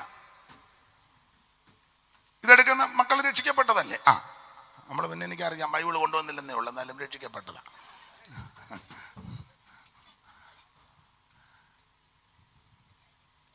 ഇവൻ പെട്ടു. പെട്ടെന്ന് പറയാൻ കാര്യം, ഒന്ന് തീജ്വാല, രണ്ട് യാതന. അങ്ങനല്ലേ എഴുതിയേക്കുന്ന? വായിച്ചേ. ഞാൻ ഈ ജ്വാലയിൽ കിടന്ന് വേദന അനുഭവിക്കുന്നു. അയ്യോ, വേദന അനുഭവിക്കുക അല്ല, നേരത്തെ ഒത്തിരി സുഖിച്ചതല്ലേ? നന്നായിട്ട് സുഖിച്ചപ്പോ നിന്റെ അടുക്ക സുവിശേഷം പറഞ്ഞതല്ലേ? യേശു രക്ഷിക്കും, യേശു നിന്നെ വിടിവിക്കും, നീ തീജ്വാലയ്ക്കകത്ത് പോകരുത്, നരകത്തിൽ പോകരുത് എന്നൊക്കെ പറഞ്ഞതല്ലേ? അന്നേരം നീ ബ്രാൻഡി കഴിക്കും ആഴാന്നൊക്കെ ചോദിച്ചതല്ലേ? ഇപ്പൊ പെട്ടു. സ്തോത്രം. ഈ ഏറിയായി കാണരുതെന്ന്. പിന്നെ സ്തോത്രം. ഇപ്പൊ പെട്ടു. വായിച്ചോ, സമയമില്ല, അതുകൊണ്ടാ. ധനവാനും മരിച്ച് അടക്കപ്പെട്ടു. പാതാളത്തിൽ യാതന യാതന. ഇവിടത്തെ ഒരു സുഖിച്ചതാ, ഇപ്പൊ നല്ല യാതനയാ. പിന്നെ അനുഭവിച്ചുകൊണ്ട് മേലോട്ട് നോക്കി. യാതന അനുഭവിക്കുമ്പോൾ മേലോട്ട് നോക്കി. ഏതായാലും ഇപ്പോഴേലും തോന്നിയല്ലോ മേലോട്ട് നോക്കാൻ. സുഖിച്ചപ്പോഴൊന്നും പുള്ളിക്ക് മേലോട്ട് നോക്കണ്ടായിരുന്നു. ഇപ്പൊ അവിടെ ചെന്ന് പെട്ട് കഴിഞ്ഞപ്പോ അവിടെ കിടന്നുകൊണ്ട് പുള്ളി അവിടെ കിടന്നുകൊണ്ട് മേളിലോട്ട് നോക്കിയാലെന്നാ കീപ്പോട്ട് നോക്കിയാലെന്നാ. നോക്കേണ്ട സമയത്ത് നോക്കേണ്ടതുപോലെ നോക്കേണ്ട ഇടത്തിരുന്ന് നീ നോക്കിയില്ലല്ലോ. എന്നാൽ ഇന്ന് രാത്രി നിങ്ങൾക്ക് അവസരം തരിക, മേളിലോട്ട് നോക്കാനും ദൈവത്തെ നോക്കുവാനും ദൈവത്തെ വിളിക്കാനും ദൈവത്തെ ആരാധിക്കാനും ദൈവത്തെ ഭജിപ്പാൻ ഇന്ന് രാത്രി ദൈവം നിനക്ക് അവസരം തരിക. ഈ അവസരം നീ നഷ്ടപ്പെടുത്തി കളയരുത്. ഇത് സുപ്രധാന കാലമായി, ഇത് രക്ഷാ ദിവസമാ. ഇന്ന് രാത്രി യേശുവിനെ രക്ഷിതാവായി സ്വീകരിക്കണം. രക്ഷിപ്പാൻ മാർഗം വേറെയില്ല, രക്ഷകനേശു താൻ വഴിയേ വരുവീൻ. ഈ നല്ല സമയം വൃഥാവാക്കാതെ നിന്നെ യേശു വിളിച്ചിടുന്നു. വരുവീൻ, ഈ നല്ല സമയം വൃഥാവാക്കാതെ നിന്നെ യേശു വിളിച്ചിടുന്നു. തീരാത്ത പാപം വ്യാധിയെയും മാറാത്ത എല്ലാ ബലഹീനവും, തീരാത്ത പാപം വ്യാധിയെയും മാറാത്ത എല്ലാ ബലഹീനവും ഓരോ കുരിശിൽ ചുമന്നു നിന്നെ സൗഖ്യമാക്കി നാട്ടിൽ പിണരാ. നല്ല സമയം വൃഥാവാക്കാതെ നിന്നെ യേശു വിളിച്ചിടുന്നു. വരുവീൻ, നല്ല സമയം വൃഥാവാക്കാതെ നിന്നെ യേശു വിളിച്ചിടുന്നു. ഇത് സുപ്രസാദ കാലമാണ്, ഇത് രക്ഷാ ദിവസമാണ്. ഇന്ന് രാത്രി നീ യേശുവിനെ രക്ഷിതാവായി സ്വീകരിക്കണം. 5 പൈസ മുടക്കണ്ട, അരക്കാശ് മുടക്കണ്ട, അരപ്പവന്റെ പൊന്നു പോലും കൊടുക്കണ്ട, ഭൗതിക വസ്തുക്കൾ ഒന്നും കൊടുക്കണ്ട. ഒറ്റ വാക്ക് പ്രാർത്ഥിച്ചാൽ മതി, യേശുവേ എന്നെ രക്ഷിക്കണം, എൻ്റെ ഉള്ളത്തിലേക്ക് വരണം, അവിടുത്തെ മകളാക്കി മകനാക്കി പൈതലാക്കി എന്നെ തീർക്കണമെന്ന് ഇന്ന് രാത്രി കർത്താവിനോട് ആരപേക്ഷിക്കും അവരെ ഇന്ന് രാത്രി കർത്താവ് രക്ഷിക്കും. കർത്താവിന്റെ നാമത്തെ വിളിച്ചപേക്ഷിക്കുന്ന ഏവനും രക്ഷിക്കപ്പെടും. ദൈവത്തിന് മഹത്വം. പുള്ളി അവിടെ യാതനാസനത്തിൽ കണ്ട് പെട്ട് കഴിഞ്ഞപ്പോഴാ മേളിലോട്ട് നോക്കിയത്. വായിച്ചേ, മേളിലോട്ട് നോക്കി. ദൂരത്തു നിന്ന് അബ്രഹാമിനെയും അവന്റെ മടിയിൽ ലാസറിനെയും കണ്ടു. പടിവാതിക്കൽ വ്രണം നിറഞ്ഞ് നായ്ക്കൾ ഒക്കെ നക്കി ദാരിദ്ര്യദുഃഖം അനുഭവിച്ച ലാസർ അബ്രഹാമിന്റെ തന്നെ മടിയിരിക്കുന്ന പുള്ളി ദൂരത്ത് നിന്ന് കണ്ടു. അബ്രഹാം പിതാവേ, എന്നോട് കനിവുണ്ടാകണം. ഇപ്പൊ പറയാ എന്നോട് കനിവുണ്ട. പുള്ളി ജീവിച്ചിരുന്നപ്പോ ആരോടും കനിവില്ലായിരുന്നല്ലോ. ജീവിച്ചിരുന്നപ്പോ ആരോടും, അങ്ങനെയുള്ള മനുഷ്യർ ഒത്തിരി ഉണ്ട്. ഒരു കുഞ്ഞുങ്ങളോട് കനിവില്ലാത്ത ആൾക്കാരുണ്ട്. ഒരു തേങ്ങ ഇട്ടാൽ പോലും തെങ്ങ് ഇഷ്ടം പോലെ തേങ്ങ ഉണ്ട്, അടുത്തുകാർക്ക് ഒരു തേങ്ങ പോലും കൊടുക്കാത്ത കനിവില്ലാത്തവന്മാരുണ്ട്. നിനക്ക് 10-15 തെങ്ങുണ്ട്, തേങ്ങായും ഉണ്ട്, അപ്പോഴേ താമസിക്കുന്നതിന് ഒരു തെങ്ങ് പോലുമില്ല, തേങ്ങ വിലക്ക് മേടിക്കുക. നീ അവന് 2 തേങ്ങ കൊടുക്കണ്ടേ? ഇടുമ്പം തെറിച്ച് വീണ തേങ്ങായും പറയാ ഇങ്ങോട്ട് തന്നേക്കാൻ. ഇട്ടപ്പോ ഒന്ന് തെറിച്ച് അപ്പുറത്തോട്ട് പോയി, എന്നാൽ അതെങ്കിലും അവന് കൊടുക്കേ. ഒരു കോഞ്ഞാട്ട വീണാ പോലും കൊടുക്കുകയല്ല. ഇപ്പൊ ഇവൻ കോഞ്ഞാട്ടയായി കിടക്കുക. അങ്ങനെയുള്ളവരുണ്ട്. പിച്ചക്കാര് വന്നാൽ പോലും 10 പൈസ കൊടുക്കാത്തവരുണ്ട്. പിച്ചക്കാര് ഭിക്ഷ ചോദിക്കുന്നതല്ലേ. പട്ടിയെ തുറന്നു വിടരുത്. തുറന്നു വിടുന്നതിൽ പേടി വെച്ചാ പട്ടിയുണ്ട്, സൂക്ഷിക്കുക. ജീവന് പേടിയുള്ളവൻ അങ്ങോട്ട് ചെല്ലുമോ? പട്ടിയുണ്ട്.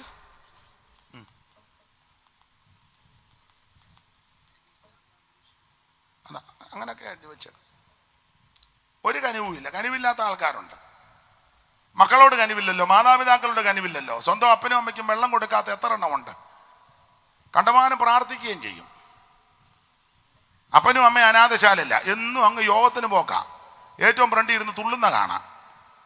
അപ്പനും അമ്മയ്ക്കും വെള്ളവും കൊടുക്കുകയില്ല. ഒരു കനിവില്ലല്ലോ. ചത്ത് കഴിയുമ്പോൾ ഉമ്മ വെക്കാൻ നിൽക്കും, എൻ്റെ അമ്മച്ചിയെ തരത്തില്ലെന്ന്. പിന്നെ നമ്മൾ പറയാം, എന്നാ നീ അങ്ങ് വെച്ചോണ്ടിരുന്നോ എന്ന് പറഞ്ഞാൽ ഞാൻ ചുമ്മാ പറഞ്ഞ എടുത്തോണ്ട് പോകാൻ പറയും.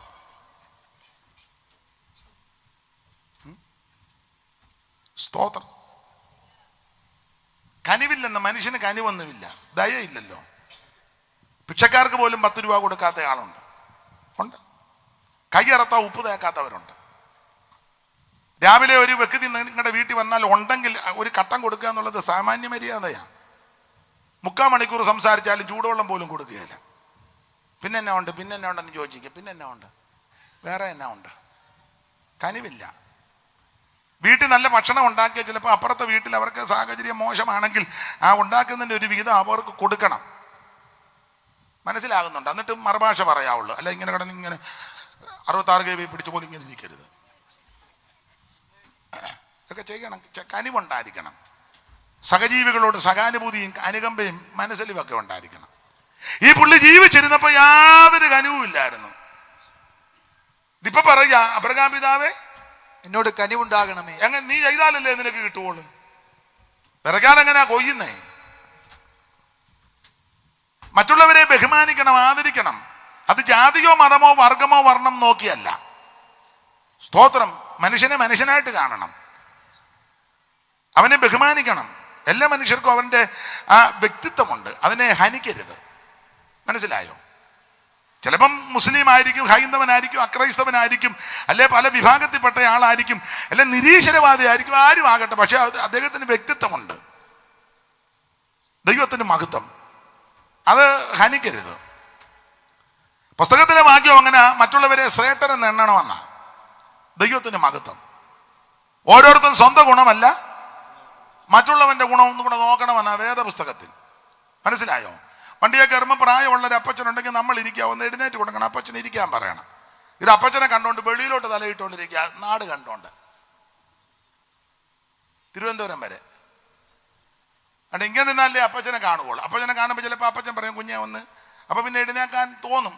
അപ്പം വെളിയിലോട്ട് തലയിട്ടാക്കാക്കി ഒത്തിരി പുതിയ ബിൽഡിംഗ് ഉണ്ടല്ലോ. തിരുവനന്തപുരത്ത് ചെന്നപ്പോൾ പെടലി വേദനയും അങ്ങനെയുള്ള ആൾക്കാരുണ്ട്. മറ്റുള്ളവരോട് കനിവും ദയയും ആർദ്രതയും അനുകമ്പയൊക്കെ തോന്നണം, എന്നുവെച്ച് പ്രാർത്ഥിക്കണം. മനസ്സിലാകുന്നുണ്ടോ? ഞാൻ പെട്ടെന്ന് പോക്കാളാം. നിങ്ങളുടെ ഇരിപ്പ് കണ്ടിട്ട് ഇയാൾ ഇത് പറയാനാണ് ഇങ്ങോട്ട് വന്നെന്ന്. എന്നെ കൊണ്ട് ഇതൊക്കെ ഒക്കുള്ളൂ, അല്ല നിങ്ങളെല്ലാം ഇങ്ങനെ അല്ലല്ലോ, എനിക്കൊക്കത്തില്ല.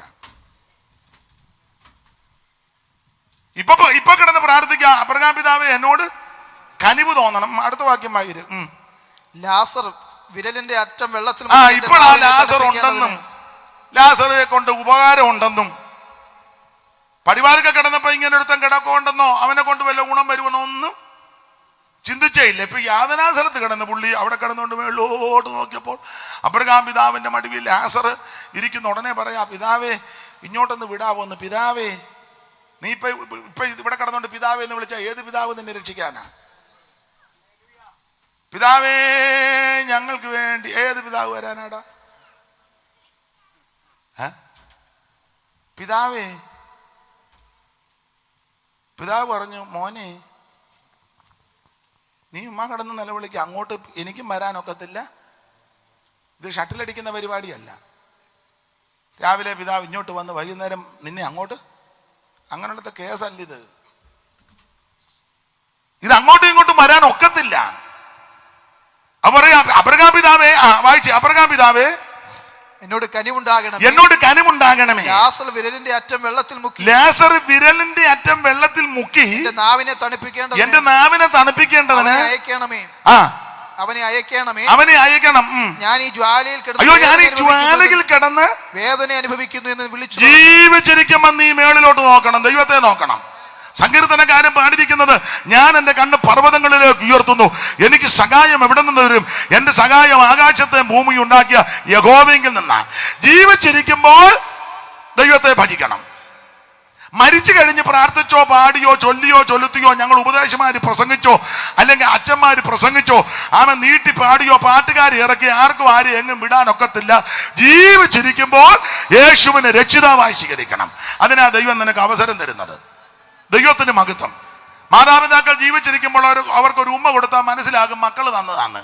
തന്തയും തള്ളയും ജീവിച്ചിരിക്കുമ്പോൾ മിണ്ടുകയില്ല, മൃഗലിക്കയില്ല, ചത്ത് കഴിയുമ്പോൾ നിന്നങ്ങ് ഉമ്മ വെക്കുക. അങ്ങനെ ഉമ്മ വെച്ച് ഉമ്മച്ചനായി. എന്തിനാ അങ്ങനെ ഉമ്മ വെക്കുന്നേ? മാതാപിതാക്കൾ മാതാപിതാക്കൾ ജീവിച്ചിരിക്കുമ്പോൾ നാടി അരി കൊടുത്താൽ അവർ കഞ്ഞി വെച്ച് കുടിക്കും, മുള കുടച്ചതാന്നേലും. അപ്പനും അമ്മയും ജീവിച്ചിരിക്കുമ്പം കഞ്ഞിക്ക് അരിയും കൊടുക്കുകയില്ല, ഗുണവും വരുത്തുകയില്ല. ചത്ത് കഴിയുമ്പം അപ്പൻ്റെ അമ്മയുടെ നെഞ്ചത്ത് അതെല്ലാം എടുത്ത് വാരി എറിയുക. എന്നാ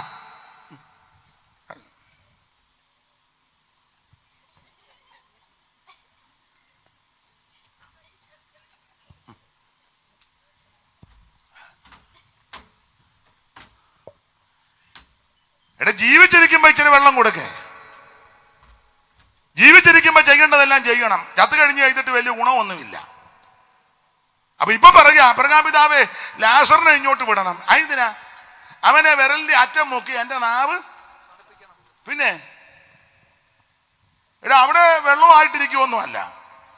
ഇനി അഥവാ വെള്ളത്തിൽ വിരലൊന്ന് മുക്കി ആ വിരലിന്റെ അറ്റം ഇവിടെ കൊണ്ടുവന്നാൽ ഇത് കാണുമോ? ഇവിടെ ഒന്നാമത് തീജ്വാലയാ. ഈ വിഡിത്തമൊക്കെ പറയാതിരിക്കണ്ടേ. ഉടനെ അബ്രഹാം പിതാവ് പറഞ്ഞു, മോനെ അങ്ങനെ ഇവിടുന്ന് അങ്ങോട്ടും അവിടുന്ന് ഇങ്ങോട്ടും ഒന്നും അവിടെ പിളർപ്പ് ഉണ്ടെന്നല്ല, പിളർപ്പ് ഉണ്ടാക്കിയിരിക്കുന്നെന്നാ വായിച്ചേ. അത്രയുമല്ല ഞങ്ങൾക്കും നിങ്ങൾക്കും നടുവേ വലിയൊരു പിളർപ്പുണ്ടാക്കിയിരിക്കുന്നു. നന്നായിട്ട് വായിച്ചേ. അത്രയുമല്ല ഞങ്ങൾക്കും നിങ്ങൾക്കും നടുവേ വലിയൊരു പിളർപ്പുണ്ടാക്കിയിരിക്കുന്നു.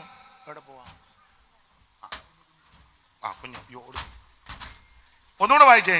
അത്രയുമല്ല ഞങ്ങൾക്കും നിങ്ങൾക്കും നടുവേ വലിയൊരു പിളർപ്പുണ്ടാക്കിയിരിക്കുന്നു. ഉണ്ടാക്കിയിരിക്കുന്നെന്നാ, പിളർപ്പ് ഉണ്ടെന്നല്ല. പിളർപ്പ് എന്ന് പറഞ്ഞാൽ ഞങ്ങളാരും ഉണ്ടാക്കിയതല്ല, ദൈവം ഉണ്ടാക്കി വെച്ചിരിക്കുന്നതാ. പിളർപ്പ് ഉണ്ടാക്കിയിരിക്കുന്നു. അടുത്ത വാക്യം വായിര്. ഇവിടെ നിന്ന് നിങ്ങളുടെ അടുക്കൽ ഇവിടെ നിന്ന് നിങ്ങളുടെ അടുക്കൽ കടന്നു വരുവാൻ ഇച്ഛിക്കുന്നവർക്ക് കഴിവില്ല, അങ്ങോട്ടും വരാൻ ഇച്ഛിക്കുന്നവർക്ക് കഴിവത്തില്ല. അവിടെ നിന്ന് ഞങ്ങളുടെ അടുക്കൽ കടന്നു വരുവാനും പാടില്ല എന്ന് പറഞ്ഞു. ഉടനെ പുള്ളി പ്ലേറ്റ് തിരിച്ചു. അടുത്ത വാക്യം. അതിന് അവൻ, എന്നാൽ പിതാവേ, എന്നാ പിന്നെ പിതാവേ പിതാവേ എന്ന് വിളിക്കുക. പിതാവും കിടന്ന് കുഴയുക. എന്നാ പിതാവേ, അവനെ എന്റെ അപ്പന്റെ വീട്ടിലേക്ക്, എന്നാ ഞങ്ങളുടെ വീട്ടിലോട്ടൊന്ന് വിടണം കേട്ടോ. ഞങ്ങളുടെ വീട്ടിലോട്ടൊന്ന് വിടണം. അവിടെ 5 പേരുണ്ട് എന്റെ ബ്രദേഴ്സ്. പാപ്പച്ചനും തോമാച്ചനും കറിയാച്ചനും ചാക്കോച്ചനും 5 എണ്ണം ഉണ്ട്. അവരും ഈ യാതനാ സ്ഥലത്ത് വരാതിരിക്കേണ്ടതിന് അവൻ അവരോട് സാക്ഷ്യം പറയട്ടെ. ലാസർ എന്നൊന്ന് സാക്ഷ്യം പറയട്ടെ. വീട് വരുന്ന വിടണം സാക്ഷ്യം. അന്നേരം പറഞ്ഞ എന്നാ അബ്രഹാം അവനോട്, അവർക്ക് മോശയും പ്രവാചകന്മാരും ഉണ്ട്. ലാസർ എന്നാലൊന്ന് ഏക്കുകയല്ലടാ. അവിടെ മോശയും പ്രവാചകന്മാരെന്ന് പറഞ്ഞാൽ വചനമുണ്ടെന്ന്. പ്രവചനം, ഈ ദൈവവചനം മോശയെ ന്യായപ്രമാണമാ എന്ന് പറഞ്ഞാൽ മരിച്ചവൻ വന്ന് പറഞ്ഞിട്ടൊന്നുമല്ല. ഈ വചനം കേട്ട് വേണം രക്ഷിക്കപ്പെടാൻ. വചനം കേട്ട് വേണം നീ വിശ്വസിക്കാൻ. അതിനായി ദൈവവചനം ഇവിടെ പറയുന്നത്. അവർക്ക് മോശയും പ്രവാചകന്മാരും ഉണ്ടല്ലോ. അടുത്ത വാക്യം. അവരുടെ വാക്ക് അവർ കേൾക്കട്ടെ എന്ന് പറഞ്ഞു. അവരുടെ വാക്ക് വചനം കേൾക്കട്ടെ, വചനം കേൾക്കട്ടെ. അടുത്ത വാക്യം. അല്ലല്ല പിതാവേ, അബ്രഹാം പിതാവേ, മരിച്ചവരിൽ നിന്ന് ഒരുത്തൻ ചെന്ന് എഴുന്നേറ്റ് എന്ന് പറഞ്ഞാൽ അവർ മാനസാന്തരപ്പെടുമെന്ന് പറഞ്ഞു. അപ്പം ഒറ്റ വാക്കി പറഞ്ഞാൽ മരിച്ചവരിൽ നിന്ന് ഒരുത്തന് എഴുന്നേറ്റ് എന്ന് പറയുകയാണെങ്കിൽ അവർ മാനസാന്തരപ്പെടും. എൻ്റെ 5 ബ്രദേഴ്സ്. അപ്പൊ ഇതിന്റെ അർത്ഥം എന്നാ? ഞാൻ ഈ യാതനാ സ്ഥലത്ത് തീജ്വാലയിൽ വരാൻ കാര്യം മാനസാന്തരപ്പെടാഞ്ഞത് കൊണ്ടാണ്. അവന് പിടികിട്ടി. മരിച്ചവൻ ഒരുത്തൻ അങ്ങോട്ട് എന്ന് പറഞ്ഞാൽ അവർ മാനസാന്തരപ്പെടും. അപ്പൊ അവരിങ്ങോട്ട് വരികയല്ല. ഞാനിവിടെ വരാൻ കാര്യം മാനസാന്തരപ്പെടാഞ്ഞത് കൊണ്ടാണ്. ഇന്ന് രാത്രി നീ മാനസാന്തരപ്പെട്ട് മനം തിരിഞ്ഞ് പാപങ്ങൾ ഏറ്റുപറഞ്ഞ് ഉപേക്ഷിച്ച് യേശുവിനെ രക്ഷിതാവായി സ്വീകരിച്ചാൽ നിനക്ക് യാതനാ സ്ഥലത്ത് പോകേണ്ടി വരത്തില്ല. നീ കർത്താവിന്റെ സന്നിധിയിലെത്തും, ആശ്വാസം പ്രാപിക്കും. ഞാൻ ഇടയ്ക്ക് കയറി ഇത്രയും പറഞ്ഞതേ ഉള്ളൂ, വേഗത്തിൽ നിർത്താം. ഉൽപ്പത്തി പുസ്തകം ആരംഭിക്കുന്നത് ദൈവത്തിലാണ്. ഉൽപ്പത്തി 50-ാം അധ്യായത്തിന്റെ 26 അവസാനിക്കുന്നത് ശവപ്പെട്ടിയില്ല. എല്ലാവരുടെയും അവസാനം ഇങ്ങനെ. 1-2 കാര്യം പറഞ്ഞ് വേഗത്തിൽ അങ്ങ് നിർത്താം. ഉൽപ്പത്തി പുസ്തകം 1-ാം അധ്യായം സൃഷ്ടിവൃത്തമാണല്ലോ. ആ 1-ാം അധ്യായവും 2-ാം അധ്യായം കൂടെ ചേർത്ത് പഠിച്ചാൽ എല്ലാത്തെയും ദൈവം സൃഷ്ടിച്ചു. 5 ദിവസം കൊണ്ട് ഭൂചര കേചര വസ്തുക്കളെ മുഴുവൻ ദൈവം സൃഷ്ടിച്ചു. 6-ാമത്തെ ദിവസം തന്റെ സാദൃശ്യത്തിലും സ്വരൂപത്തിലും ദൈവം മണ്ണുകൊണ്ട് മനുഷ്യനെ സൃഷ്ടിച്ചു. അവന്റെ മൂക്കിൽ ജീവശ്വാസം ഊതി. നിങ്ങൾ പഠിക്കുമ്പോൾ ഈ സൃഷ്ടിവൃത്തമെല്ലാം പഠിക്കുമ്പോൾ 3 പ്രാവശ്യമാണ് ദൈവം അനുഗ്രഹിച്ചത്. 3 പ്രാവശ്യമേ അനുഗ്രഹിച്ചുള്ളൂ. അത് ഒന്ന് അനുഗ്രഹിച്ചത് പർവ്വജാതിയെ ദൈവം അനുഗ്രഹിച്ചു. 22-ാം വാക്യമല്ലേ? പർവ്വജാതി അനുഗ്രഹിച്ചെന്ന 22 അല്ലേ? വായിച്ചേ. നിങ്ങൾ വർദ്ധിച്ചു പെരുകി സമുദ്രത്തിലെ വെള്ളത്തിൽ നിറവിൻ, പറവജാതി ഭൂമിയിൽ പെരുകട്ടെ എന്ന് കൽപ്പിച്ചു. പറവജാതി ഭൂമിയിൽ പെരുകട്ടെ എന്ന് കൽപ്പിച്ചു.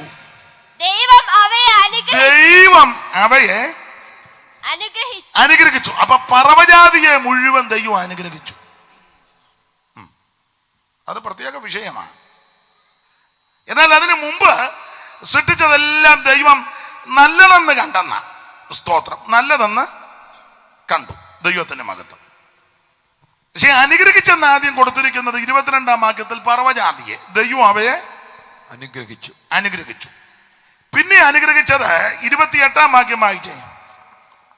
27 വായിച്ചു. ഇങ്ങനെ ദൈവം തന്റെ സ്വരൂപത്തിൽ മനുഷ്യനെ സൃഷ്ടിച്ചു. ദൈവത്തിന്റെ സ്വരൂപത്തിൽ അവനെ സൃഷ്ടിച്ചു. ആണും പെണ്ണുമായി അവനെ സൃഷ്ടിച്ചു. ദൈവം അവരെ അനുഗ്രഹിച്ചു. ഇത് രണ്ടാമത് അനുഗ്രഹത്തിന്റെ കാര്യം പറയാ. ആദ്യം മാതാപിതാക്കളെ ദൈവം സൃഷ്ടിച്ചവരെ അനുഗ്രഹിച്ചു. അപ്പൊ ആദ്യം പറവജാതിയെ അനുഗ്രഹിച്ചു. പിന്നെ അനുഗ്രഹിച്ചത് മനുഷ്യവർഗത്തെ, ആദമിനെയും ഹവ്വായെയും. പിന്നെ അനുഗ്രഹിച്ചത് 2-ാം അധ്യായത്തിന്റെ 2 വായിച്ചേ. താൻ ചെയ്ത പ്രവൃത്തിയൊക്കെയും ദൈവം തീർത്ത ശേഷം താൻ ചെയ്ത സകല പ്രവൃത്തിയിൽ നിന്നും 7-ാം ദിവസം നിവൃത്തനായി താൻ ചെയ്ത സൃഷ്ടിച്ചുണ്ടാക്കിയ സകല പ്രവൃത്തിയിൽ നിന്നും അന്ന് നിവൃത്തനായതുകൊണ്ട് ദൈവം 7-ാം ദിവസത്തെ അനുഗ്രഹിച്ചു. 7-ാമത്തെ ദിവസത്തെ ദൈവം അനുഗ്രഹിച്ചു. വേറെ ഉൽപ്പത്തി പുസ്തകത്തിൽ അനുഗ്രഹിച്ചതായിട്ട് പറയുന്നില്ല. ഒന്ന്, പറവജാതിയെ ദൈവം അനുഗ്രഹിച്ചു. 2, ദൈവം തന്റെ സാദൃശ്യത്തിലും സ്വരൂപത്തിലും സൃഷ്ടിച്ച മനുഷ്യനെ ദൈവം അനുഗ്രഹിച്ചു.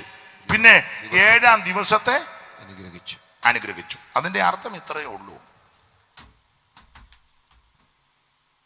ഈ പറവജാതിയെ ദൈവം അനുഗ്രഹിച്ചു, മനുഷ്യനെ അനുഗ്രഹിച്ചു, 7-ാം ദിവസത്തെ ദൈവം അനുഗ്രഹിച്ചു. ഈ 3 അനുഗ്രഹം. ഞാൻ എല്ലാ ഭാഗത്തേക്കും പോകുന്നില്ല, സമയത്തെയും കൊണ്ട് ഭയപ്പെടുന്നത് കൊണ്ടാണ്. ഈ ഭൂമിയെ ദൈവം സൃഷ്ടിച്ചപ്പോൾ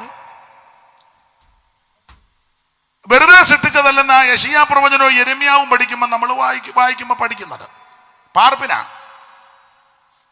എന്നാൽ ആദമിനെ ഹവ്വായെയും ദൈവം സൃഷ്ടിച്ച് ഏദൻ തോട്ടത്തിലൊക്കെ ആക്കി കഴിയുമ്പോൾ ദൈവം ഇവരോട് പറയുന്ന ഒരു പദമുണ്ട്. ഇവർക്ക് കൊടുത്തൊരു കൽപ്പനയുണ്ട്. നിങ്ങൾ 26 മുതൽ വായിച്ചു. 26 മുതൽ 1-26 മുതൽ. അനന്തരം ദൈവം നാം നമ്മുടെ സ്വരൂപത്തിൽ നമ്മുടെ സാദൃശ്യപ്രകാരം മനുഷ്യനെ ഉണ്ടാക്കുക. അവർ സമുദ്രത്തിലുള്ള മത്സ്യത്തിന്മേലും ആകാശത്തിലുള്ള പർവ്വജാതിന്മേലും മൃഗങ്ങളിന്മേലും സർവ്വഭൂമിന്മേലും ഭൂമിയിൽ എഴുകുന്ന എല്ലാ ഇഴജാതിന്മേലും വാഴട്ടെ എന്ന് കൽപ്പിച്ചു.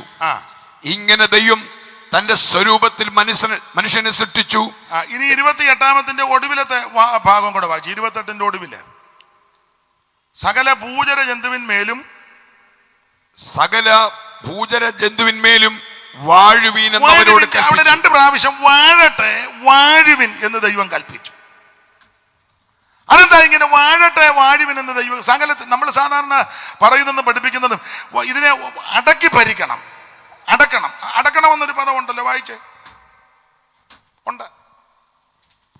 ദൈവം അവരെ അനുഗ്രഹിച്ച് നിങ്ങൾ സന്താന പുഷ്ടിയുള്ളവരായി പെരുകി ഭൂമിയിൽ നിറഞ്ഞ് അതിനെ അടക്കി സമുദ്രത്തിലെ മത്സ്യത്തിന്മേലും ആകാശത്തിലെ പർവ്വജാതിന്മേലും സകല ഭൂചര ജന്തുവിന്മേലും വാഴുവീൻ എന്നവരോട് കൽപ്പിച്ചു. വാഴുവീൻ, അടക്കുവീൻ 2 പദമാ വന്നേക്കുന്നേ. വാഴണം, അടക്കണം. അതെന്തും അങ്ങനെ പറയാൻ കാര്യം. 1 വാഴണം, 2 അടക്കണം. സാധാരണ നമ്മൾ പറയുന്നതും ചിന്തിക്കുന്നതും മൃഗത്തെ എല്ലാം അടക്കണം, ഇതിന്റെ മേലെല്ലാം വാഴണം. മൃഗത്തെ അടക്കുന്ന കാര്യമൊന്നും അല്ല. കാരണം അന്നേരം മൃഗത്തെ അടക്കണ്ട, മൃഗം ശല്യമൊന്നും ചെയ്യുന്നില്ലല്ലോ, പിന്നെ എന്നെ അടക്കാനാ? സകല മൃഗത്തെ ആദാമിന്റെ മുന്നിൽ കൂടെ അല്ലയോ വരുത്തിയത്? ആദാം ഇട്ടത് അവയ്ക്ക്, പിന്നെ എന്നെ അടക്കാനാ? അടങ്ങിയിരിക്കുകയാണല്ലോ. അല്ല, പാപം ചെയ്ത് കഴിഞ്ഞല്ലോ ഇത് കൂത്തും പാച്ചിലും ഒക്കെ തുടങ്ങിയത്. അതിനു മുന്നേ എല്ലാം അടങ്ങുകയായിരുന്നു. പിന്നെ അടക്കണമെന്ന് എന്തിനാ പറഞ്ഞേ? മൃഗത്തെ അടക്കണമെന്നോ വന്യമൃഗങ്ങളെ അടക്കണമെന്നല്ല. അടങ്ങാത്ത ഒതുങ്ങാത്ത എന്തോ ഒരു ശക്തിയുണ്ട്. നീ അതിനെ അടക്കണമെന്നാ പറഞ്ഞേ. കാരണം ഇത് വെറുതെ അല്ലോ ഭൂമിയെ ദൈവം സൃഷ്ടിച്ചത്. ഈ ഭൂമിയിൽ നേരത്തെ ഉണ്ടായിരുന്ന ചില ശക്തികളുണ്ട്, എല്ലാ ഭാഗത്തേക്കും പോകുന്നില്ല. അതിനെ അടക്കണം, അടക്കയില്ല. അതിനെ അടക്കാഞ്ഞത് കൊണ്ടാ ഞാൻ അധികം വിവരിക്കുന്നില്ല. മൂന്നാം അധ്യായം പഠിക്കുമ്പോൾ പാമ്പ് വന്നത്. പാമ്പ് 3:1 മുതൽ വായിച്ചോ. യഹോവയായ ദൈവം ഉണ്ടാക്കിയ എല്ലാ കാട്ടുജന്തുക്കളെക്കാളും പാമ്പ് കൗശലമേറിയതായിരുന്നു. അത് സ്ത്രീയോട്, തോട്ടത്തിലെ യാതൊരു വൃക്ഷത്തിന്റെ ഫലവും നിങ്ങൾക്ക് തിന്നരുതെന്ന് ദൈവം വാസ്തവമായി കൽപ്പിച്ചിട്ടുണ്ടോ എന്ന് ചോദിച്ചു. സ്ത്രീ പാമ്പിനോട്, തോട്ടത്തിലെ വൃക്ഷങ്ങളുടെ ഫലം ഞങ്ങൾക്ക് തിന്നാം. ഈ ഭാഗം എല്ലാവരും ചിന്തിക്കുകയും പഠിക്കുകയും ചെയ്യുന്നതുകൊണ്ട് അധികം ദീർഘമാക്കുന്നില്ല.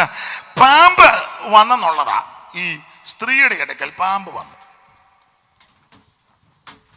അവിടെ പാമ്പെന്നാ കൊടുത്തേക്കുന്ന. പാമ്പ് ആരാ? ഈ പാമ്പ് ഏതാ?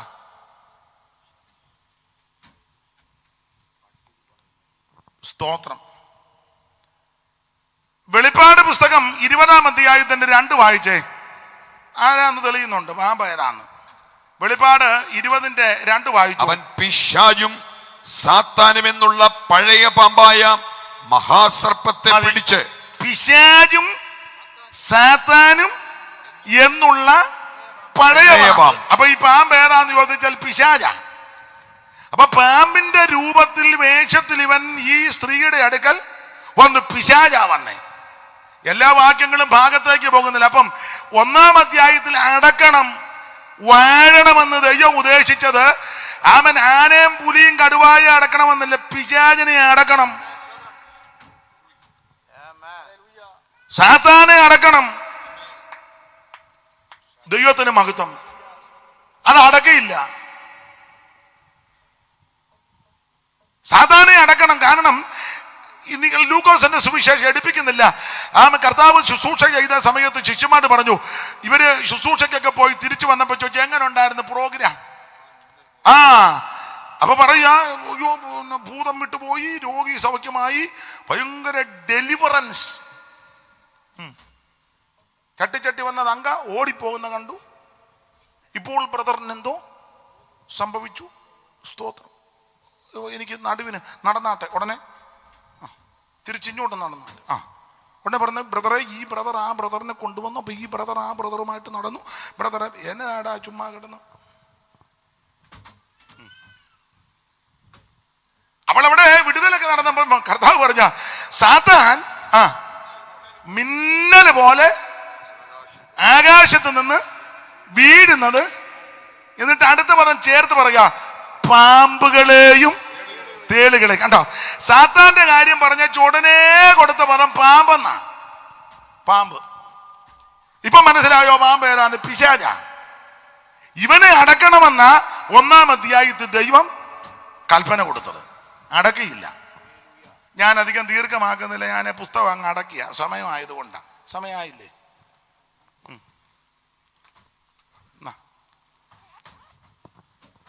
ദൈവത്തെ ഗുണവാകാനാന്ന് ഇതൊക്കെ മതി. സാത്താനെ അടക്കണം, അടക്കിയില്ല. ഇവൻ വന്ന് അവന്റെ ആ തന്ത്രമൊക്കെ, ഈ സാത്താന്റെ പ്രവണത ആദ്യം വന്ന് സംശയമിട്ടു. അതാന്നല്ലേ സംശയമായിട്ടത്. വാസ്തവമായി കൽപ്പിച്ചിട്ടുണ്ടോ? അപ്പൊ സംശയമായി. വാസ്തവമായി അങ്ങനെ ചോദിച്ചത്. വാസ്തവമായി ആ പ്രയോഗം കേട്ടപ്പം ഒരു ചെറിയ സംശയമുണ്ട്. സാത്താൻ കൊണ്ടുവരുന്ന ആദ്യത്തെ തന്ത്രം സംശയമാണ്. സംശയം കൊണ്ടുവരും. ദൈവമക്കൾ സംശയിക്കരുത്, വിശ്വസിക്കണം. ദൈവത്തിൽ വിശ്വസിക്കണം. ദൈവത്തിന്റെ അടുക്ക വരുന്ന ദൈവമുണ്ടെന്നും തന്നെ അന്വേഷിക്കുന്നവർക്ക് പ്രതിഫലം കൊടുക്കുന്ന വിശ്വസിക്കണം. വിശ്വാസം എന്നതോ ആശിക്കുന്നതിന് ഉറപ്പും കാണാത്ത കാര്യങ്ങളുടെ നിശ്ചയമാ. ദൈവമക്കൾ വിശ്വസിക്കണം, ദൈവത്തിൽ വിശ്വസിക്കണം. സംശയം കൊണ്ടുവരുന്നത് പിശാച. ഇവൻ സംശയം ഇട്ട് കൊടുത്തു. ഞാൻ വിവരിക്കുന്നില്ല, ദീർഘമാക്കുന്നില്ല. ഒടുവിൽ പാപം ചെയ്തു. വിലക്കപ്പെട്ട കനി ഭക്ഷിച്ചു. എങ്കിലും നിങ്ങൾ ആ 3-ാം അധ്യായം പഠിച്ചാൽ ദൈവത്തിന്റെ സ്നേഹം അവിടെ ദർശിക്കുന്നുണ്ട്. ഈ അതുകൂടെ പറഞ്ഞങ്ങ് നിർത്തും. വിലക്കപ്പെട്ട കനി ഭക്ഷിച്ചു.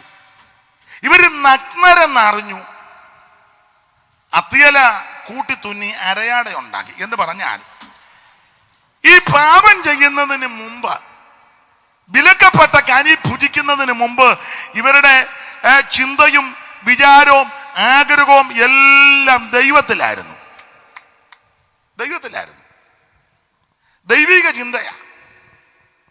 ഈ ദൈവിക ചിന്തയും ദൈവത്തിലായതുകൊണ്ട് ഇവരെ അവരിലേക്കൊന്നും നോക്കിയില്ല. എന്നാൽ അനുസരണക്കേട് കാണിച്ചു കഴിഞ്ഞപ്പോൾ ദൈവമായുള്ള കൂട്ടായ്മ നിന്നു, അവരിലേക്ക് നോക്കി. അതുകൊണ്ടാ നഗ്നരെന്നറിഞ്ഞ്. ദൈവത്തിലുള്ള ആശയം പോയി. നഗ്നരെന്നറിഞ്ഞു, അത്തിയല കൂട്ടി തിന്നി, അരയാട ഉണ്ടാക്കി. പക്ഷേ നിങ്ങളൊരു കാര്യം ശ്രദ്ധിച്ചേ, ദൈവത്തിന്റെ സ്നേഹം ആ അധ്യായത്തിൽ കാണുന്നുണ്ട്. പാപം ചെയ്തു, അനുസരണക്കേട് കാണിച്ചു, നഗ്നനെന്നറിഞ്ഞു, ഒളിച്ചു, എങ്കിലും ദൈവത്തിന്റെ സ്നേഹം അവിടെ ദർശിക്കുക. അവൻ പാപം ചെയ്തു, ഏതായാലും ഞാൻ പറഞ്ഞ ദൈവന്മാര് തെറ്റിച്ചു, ആദമും ഹവ്വയും അനുസരണക്കേട് കാണിച്ചു, എതിലേലും പോട്ടെ, ഇനി അവരുമായിട്ട് യാതൊരു കൂട്ടായ്മ ഇല്ലെന്നുള്ളതല്ല. ദൈവം വന്ന് വിളിക്കുക, ആദമേ നീ എവിടെ? പാപം ചെയ്ത് അവൻ ദൈവതേജസ് നഷ്ടപ്പെടുത്തി, എല്ലാം തകർത്തെങ്കിലും ദൈവത്തിന്റെ സ്നേഹം ദൈവം ചോദിക്കുക, ആദമേ നീ എവിടെയാ? ഇന്ന് രാത്രി നിന്നെ വിളിക്കുന്ന ഒരു ദൈവമുണ്ട്. ഇന്ന് രാത്രി നിന്നെ വിളിക്കുക. കുടുംബക്കാരൻ നിന്നെ ഉപേക്ഷിച്ചെന്ന് വരാം, ചാർച്ചക്കാര് വേണ്ടാന്ന് പറഞ്ഞു കാണാം, എല്ലാവരും നിന്നെ തള്ളിക്കളഞ്ഞെന്ന് വരാം, എല്ലാവരും നിന്നെ ഉപേക്ഷിച്ചെന്ന് വരാം. പക്ഷേ ഇന്ന് രാത്രി നിന്നെ വിളിക്കുന്ന, സ്നേഹിക്കുന്ന, നിന്നെ ആമൻ സ്തോത്രം ചേർത്തണയ്ക്കുവാൻ കഴിവുള്ള ഒരുവനുണ്ട്. അത് നസറയനാകുന്ന യേശു ക്രിസ്തു. ഇന്ന് രാത്രി നിന്നെ വിളിക്കുക. ആ കർത്താവിന്റെ കരങ്ങളിൽ ഇന്ന് രാത്രി സമർപ്പിക്ക്. ദൈവം നിന്നെ രക്ഷിക്കും. അതിപ്പം വേണ്ട. ചില ഉപദേശിമാർക്ക് ഇതെല്ലാം വേണം ഇടയ്ക്കിടയ്ക്ക്. എനിക്ക് വേണ്ട. പ്രാർത്ഥിക്കുമ്പോഴും ഇട്ട് കൊടുക്കണം. എനിക്ക് വേണ്ട. ചിലർക്ക് അത് ഇട്ടെങ്കിലും ഒരു പൊടി സുഖം. വേണ്ട. എന്നെ ഗുമ്മോ? എന്നാ ഗുമ്മ?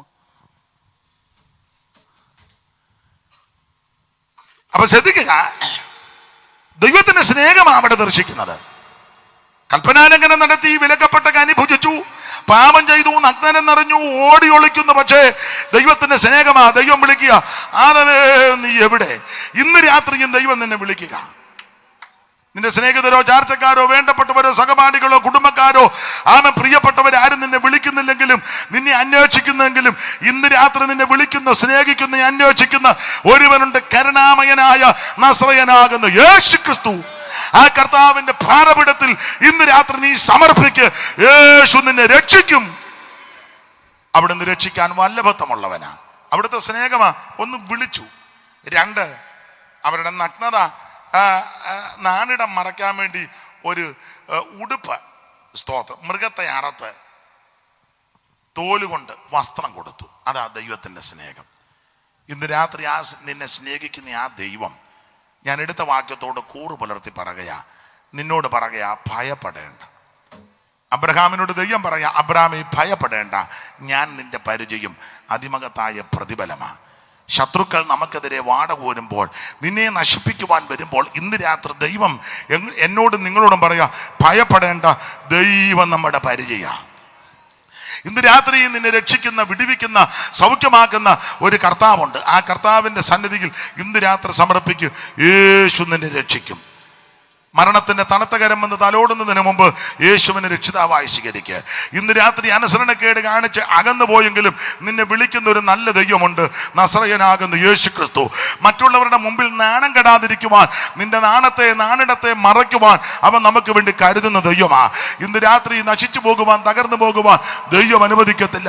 ഈ രാത്രി എത്ര പേര് സമർപ്പിക്കും? ഇരിക്കുന്ന ഇരിപ്പിലിരുന്ന് ഒരു വാക്ക് പ്രാർത്ഥിയിൽ, യേശുവേ ഇന്ന് രാത്രി എന്നെ സമർപ്പിക്കുന്നു.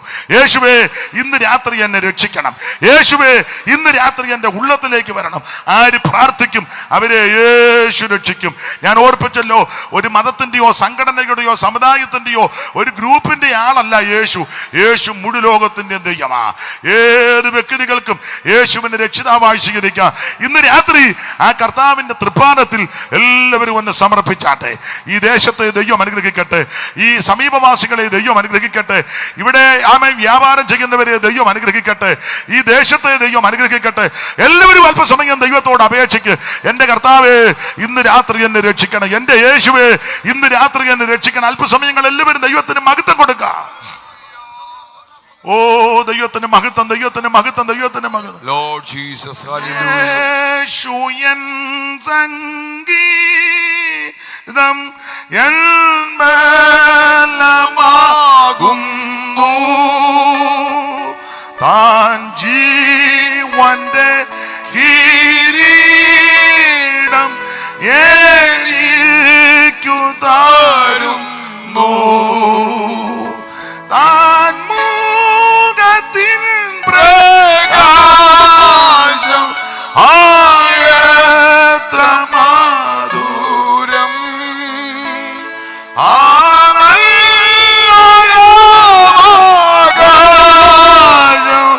എന്റേതു നിശ്ചയം. എന്നേശുയൻ സംഗീതം എല്ലാമാകുന്നു. എനിക്കു വിപരീതം ആയ കയ്യെഴുത്തു. തൻ ക്രൂശിൻ തിരുരക്തം മായിച്ചു കളഞ്ഞു. ശത്രുത തീർത്തു സ്വർഗം എനിക്കു തുറന്നു. എന്നേശുയൻ സംഗീതം ബലമാകുന്നു. താൻ നിത്യസ്നേഹം കൊണ്ടു എന്നെ സ്നേഹിക്കുന്നു. താൻ തുടങ്ങിയ വേല എന്നിൽ നിവർത്തിക്കൂ. താൻ കൃഷ്ണമണി പോലെ എന്നെ കാത്തുകൊള്ളും. എന്നേശുയൻ സംഗീതം എൻ ബലമാകുന്നു. താൻ ജീവന്റെ കിരീടം എനിക്കു തരുന്നു. ഈ രാത്രി സുപ്രസാദ ഗാനമാണ്. ഇന്ന് രാത്രി രക്ഷാ ദിവസമാണ്. യേശു ക്രിസ്തുവിനെ രക്ഷിതാവായി സ്വീകരിക്കണം. യാതനാ സ്ഥലത്ത് പോകരുത്, നരകത്തിൽ പോകരുത്, നിത്യതയിലെത്തണം. അതിനൊറ്റ മാർഗമേ ഉള്ളൂ, യേശുവിനെ രക്ഷിതാവായി സ്വീകരിക്കണം. അതിന് ഇന്ന് രാത്രി നല്ല അവസരം എൻ്റെ കേൾവിക്കാർക്ക് ദൈവം തന്നിരിക്കുക.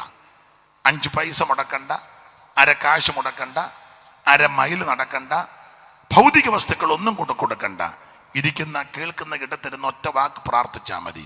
യേശുവേ, എന്നെ രക്ഷിക്കണം, എൻ്റെ ഉള്ളത്തിലേക്ക് വരണം, അവിടുത്തെ മകനാക്കി മകളാക്കി എന്നെ തീർക്കണം. ഈ പ്രാർത്ഥന ആരേറ്റ് പ്രാർത്ഥിക്കും അവരെ ഇന്ന് രാത്രി യേശു രക്ഷിക്കും. ഈ ശുശ്രൂഷ അതിന് ഉതകട്ടെ.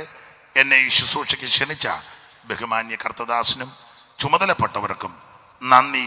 ഇതുവരെ എന്നെ കേട്ടിരുന്ന ഈ ഗ്രൗണ്ടിലിരുന്നവരും സമീപവാസികൾ, ദേശവാസികൾ, ശബ്ദപരിധിക്ക് ശ്രദ്ധിച്ച എല്ലാ ബഹുമാന്യരായ പ്രിയപ്പെട്ടവർക്കും ഒരിക്കൽ കൂടെ നന്ദി ചൊല്ലി വാക്കിൽ നിന്ന് വിരമിക്കുന്നു. ദൈവം എല്ലാവരെയും അനുഗ്രഹിക്കുമാറാകട്ടെ. ആമേൻ. പ്രാർത്ഥിച്ചു.